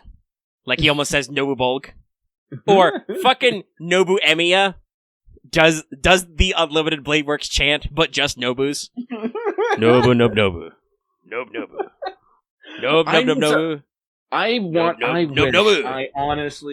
I honestly wish I could have been in recording that day when they're all there recording those lines. They must have had some fun. Because all those guys have fun, too. Yeah. Fucking Altori... fucking... Like, okay, we already know that Aiko Kawasumi has to go into the booth and make faux noises. But just imagine Aiko Kawasumi going into the booth and just making NOBBU noises as Artoria. I can't handle it. I honestly can't. I don't even remember. Did I actually? I think I heard her NOBBU Caliber at some point. Like, I haven't. There's probably... Hold on. YouTube. NOBBU Phantasm. Did you find it? There is one that says all NOBBU Phantasms with NOBBU sound. So I will not, for the sake of the video, play it, because it could be weird, but I will copy the link, and I will let people judge for themselves if this video is cool. And if it is... So I loved all the NOBBU noises. Like, it's always a pleasure. It is a pleasure. And hearing speaking to the characters was also a pleasure. But specifically shout out to fucking Medea and Medusa, because they are just done. They are 110% done with this event. Yeah, they're real tired of being a Gouda Gouda. Like, Medea mostly got pissed off at fucking PDA, while Medusa's just like, just kill me now. Did you bring alter egos and assassins? Awesome. I definitely was the one who was like, I can't wait for the theatrical release, and Medusa's just like, I don't know what you're talking about, but I highly, highly recommend it. Yeah. I'm just, yeah. You could just congratulate her on the movie. Mm-hmm. Actually, and I find that amazing that it's actually still topical in this event. Yeah, it still works. Mm-hmm. Much like, they slightly changed it, but, at some point there's a dragon thing, and, Sky Siegfried appeared, and he's like, by the way, Apocrypha, now streaming on Netflix. It's pretty funny. Yeah, that was a good one. Also, just seeing Okita and Okita Alter interactions. Okay, so they didn't use the actual NOBBU sprites, but I'm pretty sure this is how it sounds when they're NOBBU. Okay, so it's got the audio, but not the other thing. That sounds about right. But yeah, like Okita Alter literally says glomp. Yes. After you do all this, she has turned off her super serious mode, and I'm like, yep, no, this is adorable. This is very Gouda Gouda. Mm-hmm. Honestly, I still do really enjoy Sakamoto and Oreo's interactions. Mm-hmm. Yeah, they have a lot of good stuff going on. Speaking of which, I'm gonna drop this here real quick. In celebration of Gouda Gouda 3's release in English, someone translated a little Roma and Oreo dating sim game from Japanese to English, and it's not much. It's literally, it just has a small Oreo, you make options, and you go up in money and affection, and sometimes you unlock special Oreos, and it's cute. You can basically find it, pretty easily, probably, just like, but if you go to, migodko.stars.ne.jp, you can find it. It's, spelled MIGODKO,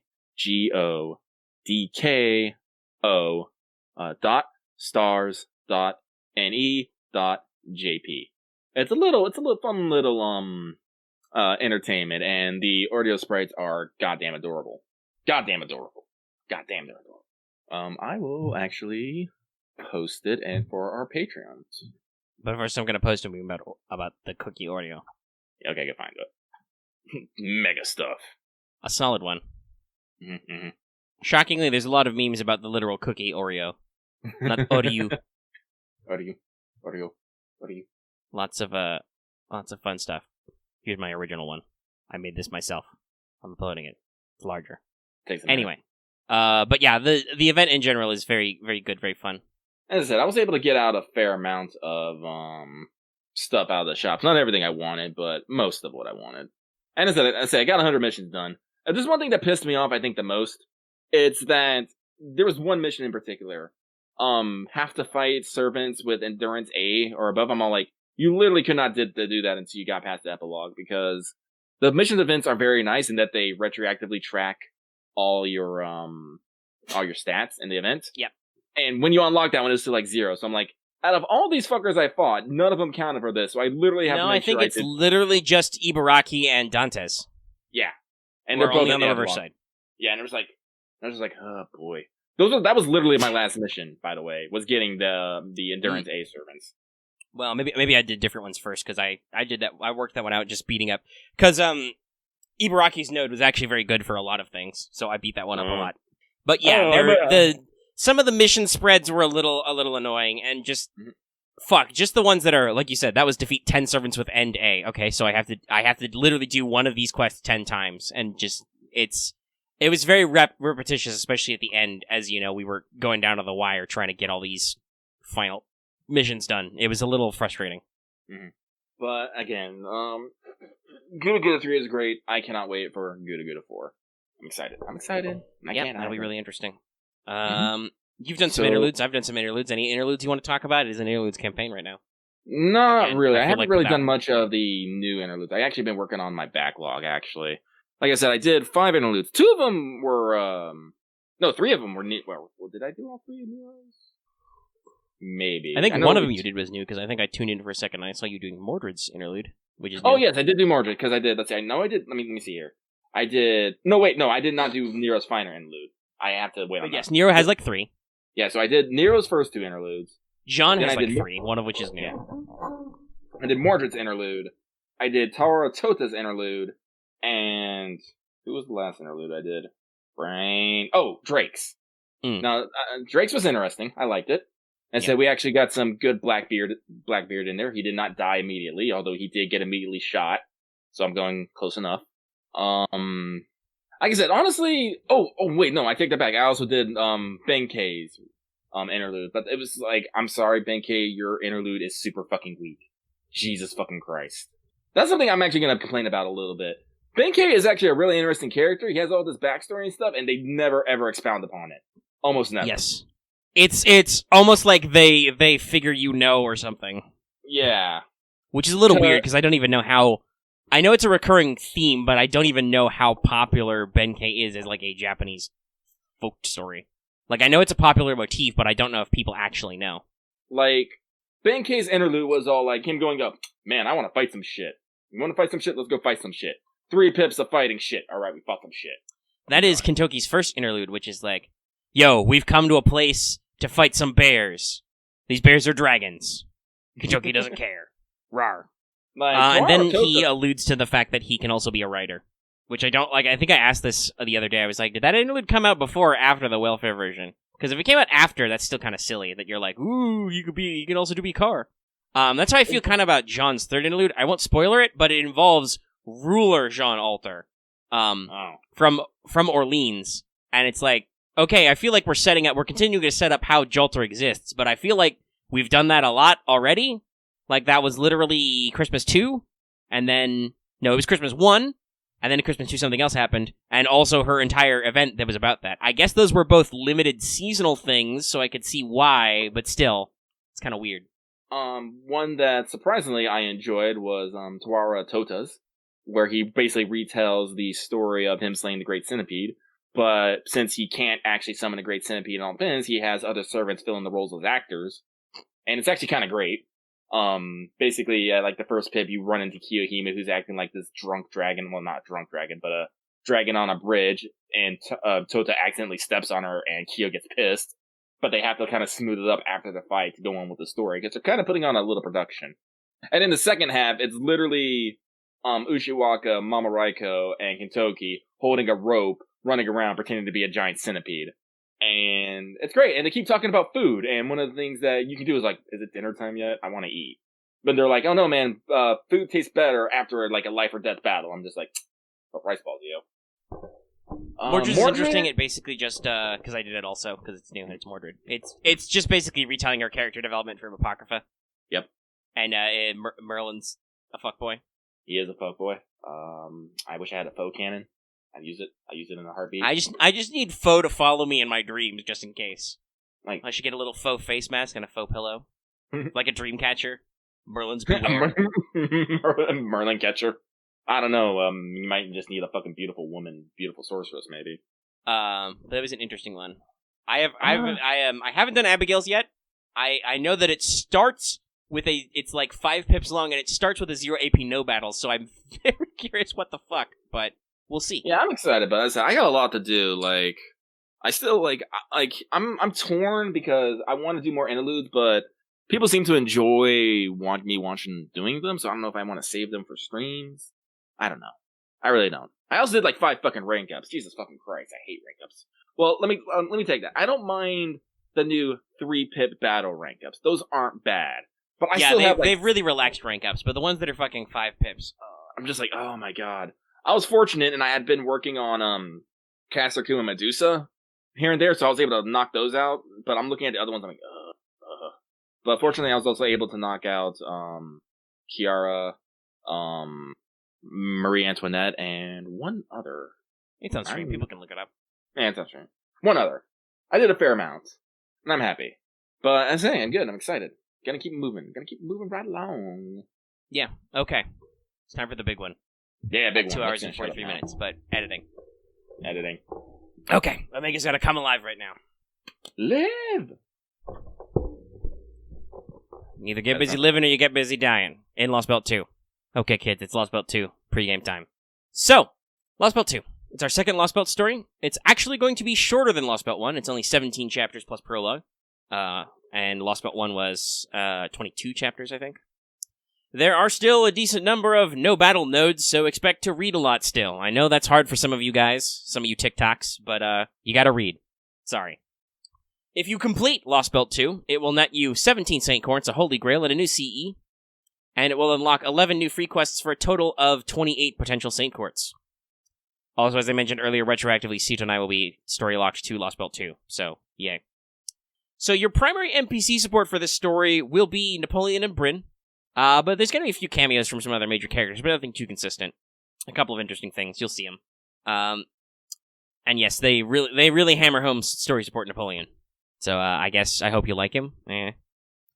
Now, this is a Lostbelt, so don't expect them to take it easy on you. Boss waves will often be 200 to 400k HP, and some of the mooks can be 20 to 60k on their own. Serious bosses like Servants will have that HP and a couple of break bars as well. 2 to 3 HP bars. So, there'll be some fights, there'll be some spice. Alright? Now, Götterdämmerung is very interesting. Also, yes, by the way, Lostbelt 2's official name is Götterdämmerung. Or possibly Götterdämmerung. But I understand if you can't say all that, so you can just say Lostbelt 2. It doesn't really have, I would say, any particular abbreviation. You could call it the GD? The GD Lostbelt? Nothing? Nobody? Anybody? No. Okay. Wasn't funny. I didn't script that one. I'll move on. So, it's very interesting because for the most part, it's all new mobs. Like, there's some recolors, but generally almost all of them are new at least and do different stuff. There will be one single chapter which has some shenanigans with normal mobs and a off-brand Herc boss, but it's not really relevant to the greater ethos of the enemy ecosystem. Also, I'm going to warn you right now, your enemies are going to love burn. Get some ointment. They're going to love to burn you. Though I suppose you could suck it up until Summer 3, because Summer BB is immune to burn. Nah, that's silly. Silly. So your most common enemies will be the assassin Ice Wolf type, who are recolored Uridimu. They might be called something like Is Ulfar or something. I don't know. We'll see what the localize is, but it's fucking Ice Wolves. Okay, it's literally Norse for Ice Wolf. So they're pretty common. There are also Rider-class Valkyrie enemies, who are basically mass-produced Valkyries. They have a basic single-target NP. They don't have all the same skills as the actual summonable version. And they're Riders. So, hey. They're also, by the way, all humanoid, so if you got an Ezo, he can go crazy. And then there are going to be Ice, Mountain, and Fire Giants. Gee, who could have guessed? They're all slightly different, but they tend to be big boys, and they all have the large tag, and are berserkers, so have fun with that. If you've got an Arthur, you can literally have fun, because he has a trait damage versus large. By the way, all three of those are more likely to target Divine Servants. That's a fact. It was recorded in their databases. So be careful about your Divines. They'll punch them. There are also caster-class Tree Seed enemies, but they're pretty rare, and they don't really do anything special. They're just threw in some casters to spice some shit up. Spicy casters. There are going to be new materials in the Lostbelt, because of course, we mentioned this earlier. Tentatively calling them Giant Rings and Aurora Steel, because those are the original translations, but we'll see how we get localized. Jotuns drop rings, that's giants, BT dubs, plebs. And the Valkyries drop steel. So there you go. Okay, so, bosses. This is it's not too bad. There are definitely future Lostbelts with fuckier bosses, but this is where most of the stuff is. Most of the action in bosses. First of all, you can expect to fight the summonable Lancer version of Valkyries a few times. There will be some Valkyries who are the Lancer versions. You will fight them. There's also going to be major bosses who are sabers and casters. Specific details below. Ophelia's servant is Sigurd. He is a male single-target saber.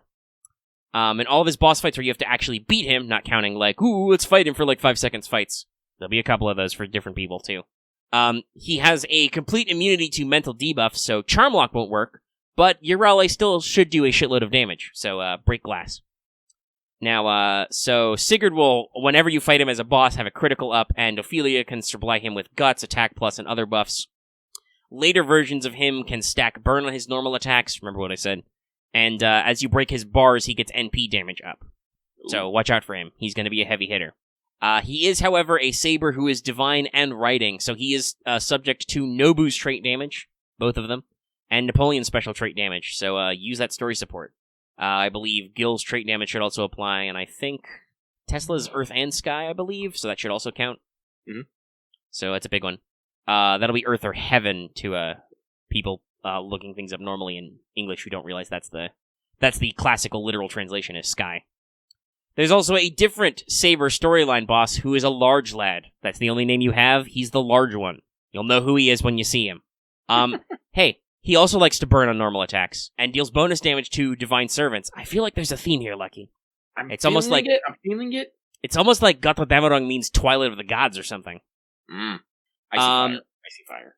He's also completely immune to burn and mental debuffs, and his skills will generally improve his attack. The first time you fight him, you just have to break one bar, but the second time is a real fight, and in that second fight, he's just immune to debuffs, period. Thanks, guys. And as you break his bars, he'll drop buff cancel and skill seal on you. His NP is an AoE, which, of course, burns you. So, yeah, everybody please, for the love of God, put your Medea Lilies on your support list. Jeez, I should probably... do I have enough time to know? I don't. AoE debuff cleanse! Jean's gonna be seeing a lot of action in this. I'll probably have to put my Jean up, yeah. Does Nightingale debuff clear? I forget. That's one of her abilities. Yes, I believe that her NP does debuff clear. Nightingale, by the way, is also a good servant for this because a lot of enemies in this are humanoid. Both the Valkyries and the Jotuns are humanoid. Alright, I'll probably just throw in my Jean and my Nightingale. The Lostbelt King, that could be, is a caster.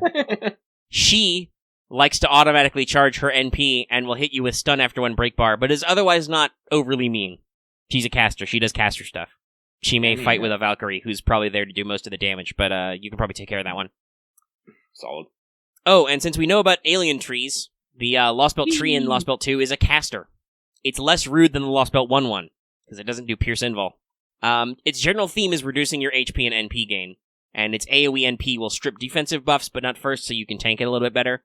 As you break its bars, it will stop doing the thing that reduces your NP gain and your HP gain, and will start stacking attack and defense buffs on itself. It's also a caster, so I am totally going to fucking flaming suplex it. Or actually, no. Katz's NP is more of a pile driver. Astrea does a suplex. But that'll be funny. I'll take some screenshots of that. But yeah, that shouldn't be too hard. None of these are super spicy. The big one is the Saber boys in there. So keep your eye out. Now, like Lostbelt 1 and Babylonia before it, some of these major battles will also include story-related buffs and enhancement, both for your entire party and for story support. So try and use them, because you'll get extras from it. But you will also be forced to use them in your frontline sometimes, so have fun. Yeah. So, no, they do that. Well, also, I think they just learned from Camelot, where they're just like, oh shit, people can just Charm Lock Gawain. Well, trait damage is not okay, but we'd like the boss to actually do stuff, so...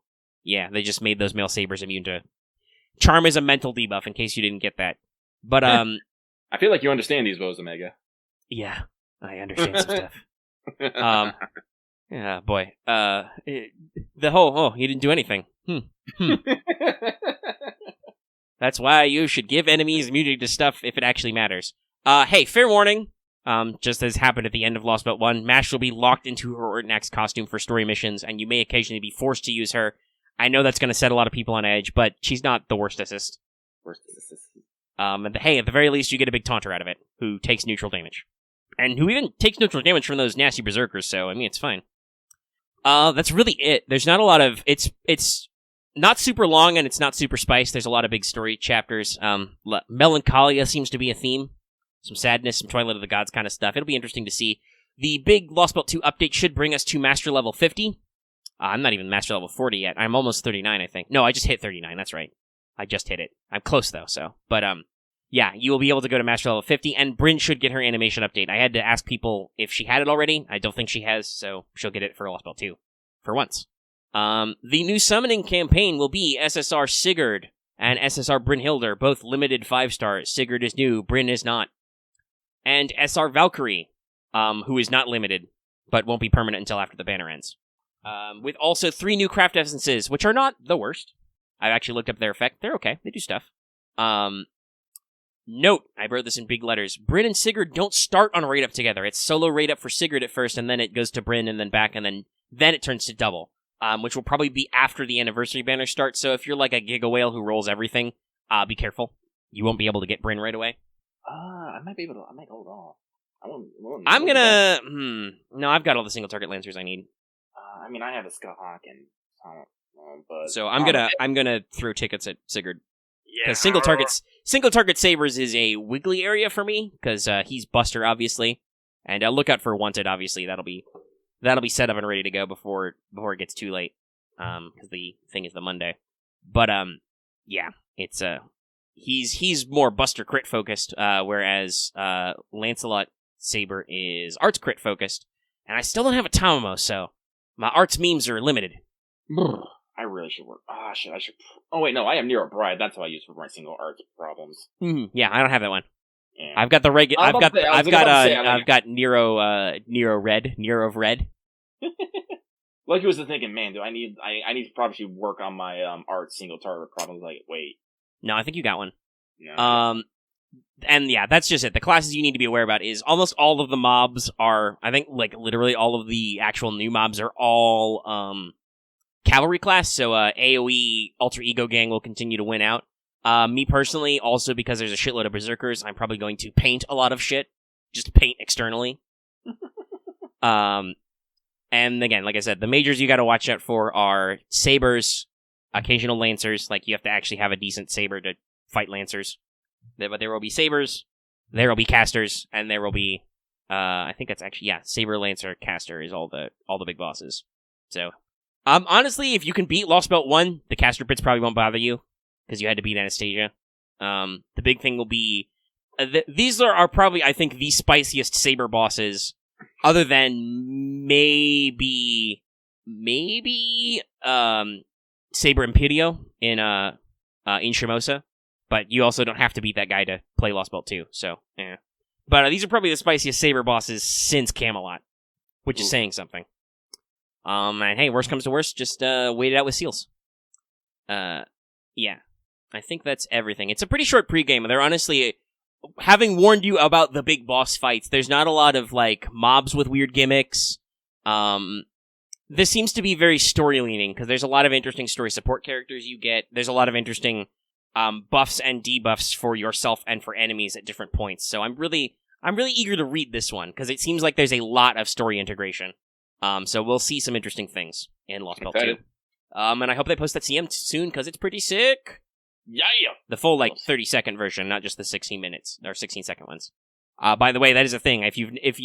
They do, for all the Lostbelts, they do, 2 versions. One is the short, 15-second one that's usually MASH narrating, that's just a new Lostbelt, stuff happens, bye! Which they do for all their events. But there's a longer, 30-second one, which I think is usually read over by the crypter, which is hey, stuff happens, we're real serious here. But yeah, the Lostbelt 2 one's pretty cool. You'll see some characters in it who do stuff. And I think that's the pregame. Like I said, stay tuned for, it'll be soon for Wanted Sigurd, because they're probably starting on, the 23rd at midnight. Mm-hmm. I'll probably make sure it's set up so it'll be ready to pop while the maintenance is going. Just when they completely dropped Napoleon out of nowhere, I was ready to go, film that already, fired it off. And hey, I mean, he's a story support unit, so if you want to know more about how to use Napoleon, you could watch that Wanted. I don't know. Maybe. I'm just saying, not a lot of people, as predicted, not a lot of people are watching Napoleon Wanted. It is definitely not Wanted Okita. Or technically Wanted Okita Alter. There is actually Wanted Okita, but that's not that big. But, holy shit. Okita Alter is almost at 3K views. 2,991 views. It's now number 4 in our list. It's been a while since we did one of those. Ooh, though, man, a shitload of people watched also the episode called We Lose Our Minds at Guda Guda 3. I guess because it was so long and so weird. Because, no, that was the episode... That was like the first or second mailbag where we didn't have anything else to talk about. We just got weird. Yeah. I would say mailbag is great in the fact that it just lets us fill up fucking time. No, and honestly, we've been getting a lot of positive response out of newer episodes that are longer, so it's not a bad thing by any means. Honestly, I think we've gotten responses from most people. When combined with the power of time codes, thank you, Robin. Most people are okay with longer episodes. It seems like even last week's episode, which was kind of okay, still did pretty decent. That was running for Okitan, because I didn't know what the fuck to call it. This one will be called Lostbelt 2 Pregame, in some manner. I don't know. Mm-hmm. Oh shit, was that like the third mailbag? It was. I think we've been doing mailbag for over a month, Lucky. They're blended together. What is time? What is space? What is mail? Because I think the first one ever was the episode that was published May 16th, because that's called Let's Talk FGO Mailbag. Shout out to past me for making it very clear when we started doing that. But okay, I won't take any more of your time, guys. We'll move on to stuff. That's Lostbelt 2. I'm excited. I'm super hyped. I'm ready for story. I love the story. I can't wait to see it. I think the only other big thing to speculate about and talk about is that for Teach Me Omega Sensei this month, What is a Divine Spirit did win. I did not write those notes this week because I figured we'd have a pretty full, spicy show. I'll do it next week. That'll be the last show of the month, and it'll fit in. So yeah, I think that's everything from me. Lucky, do you have any final thoughts or topics we need to hit up? I could have swore I just had something and I hecking lost it. God damn it, anime titties. Oh, what was it? I was gonna mention something. There's the quote of the year. Lucky 2020. God damn it, anime titties. I didn't have to do a mailbag. No, I lost it. I hecking lost it. R.I.P. Yeah, I don't know, like... Rest in pepper. The only other thing is, like... No, that's not, like... Have you ever gone back and just read old story bits? Not lately, but occasionally I have actually to look up stuff. Yeah, no, like last night when Lucky couldn't sleep, he literally, like, read all of Babylonia again. I was like, God damn it. I mean, I can tell you that because you talked about the animation earlier this week, I went on a tear and just watched literally every FGO CM. Yeah, I did that. I did that too. Which, by the way, if you've you should maybe watch out for spoilers, because like if you watch like the non-English ones, like in a playlist or something, you can they'll bring out new stuff. You'll see all the new shit, but like no, they're all really good and interesting and actually really cool, and even the short ones are like I watch so many and be like, oh wow, look at all the even in 15 or 16 seconds, they cram a lot of detail in there. Like look at the summer ones sometime and just see all the action. Yeah, they're great. Take a time, enjoy them. Like, honestly, like, Essentials of Fate is the one that they debuted 2 years ago. It's really just a fucking typography with a fuck ton of Fate scenes, but fucking having Joji narrate all that shit is fucking amazing. It's the same how I feel about the fucking Lostbelt trailer with the guy who voices Gatia. Yeah, his name escapes me at the moment, but yeah, it's a good. Yeah. That's a good thing they do with like just the big deep and it's Essentials of Fate is just a recap of hey, here's all the parts of Fate, here's all the stuff it's about. It's cool. There's a lot of Fate. Shit, I literally watched that. I think I watched that again like a week ago because the thing in my YouTube history just before it is a podcast about something that literally the second half of which is on my TV screen right now, and it came out a week apart. So yeah.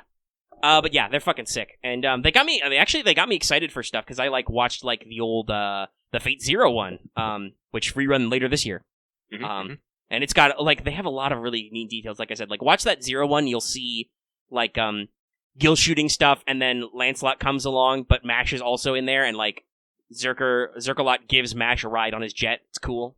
The Gouda Gouda ones are really good too. A lot of detail. I love the Gura Gura 4-1. That's the one with the NOBBU that gets a gun. Yeah, and the giant NOBBU, and just and all these are by. They were formerly A1 Pictures. Now I believe they're the same as Cloverworks. So it's the same guys who did all the Babylonian animations. You can tell that they start getting pretty goo as time goes on. Yeah, Lucky's excited. Yeah, always new stuff. Can't wait for Always some new new shit. stuff. All right. Well, anyway, I think it is time to take us out. All right, it's time for the outro. I'm just gonna close this rather than scroll over my history. I watch a lot of shit on YouTube, kids. He does. Okay. So, this is the closing of our episode, and I will remind you that if you watch it on YouTube, please like this video if you liked it. It's good for engagement stuff. And of course, if you have any comments like on the things we talked about, leave them in the comment section down below. We always love comments on videos. Mailbag is not a replacement for normal-ass video comments. That's about specific questions. And of course, if you're new here and haven't already, please subscribe to our channel so you can always get our latest videos and keep catching up with us. Have lots of fun stuff. And even if you're already subscribed, consider ringing that bell for notifications so you always know when we post a new video. Like when Omega has to post a Wanted suddenly at like 12:30 at night. Because Aniplex. Thanks, guys. Mm-hmm. Or when we stream or anything else like that. It's a really handy feature that usually if you've got it set to all, will actually let you know whenever we post something. It's not even really that annoying.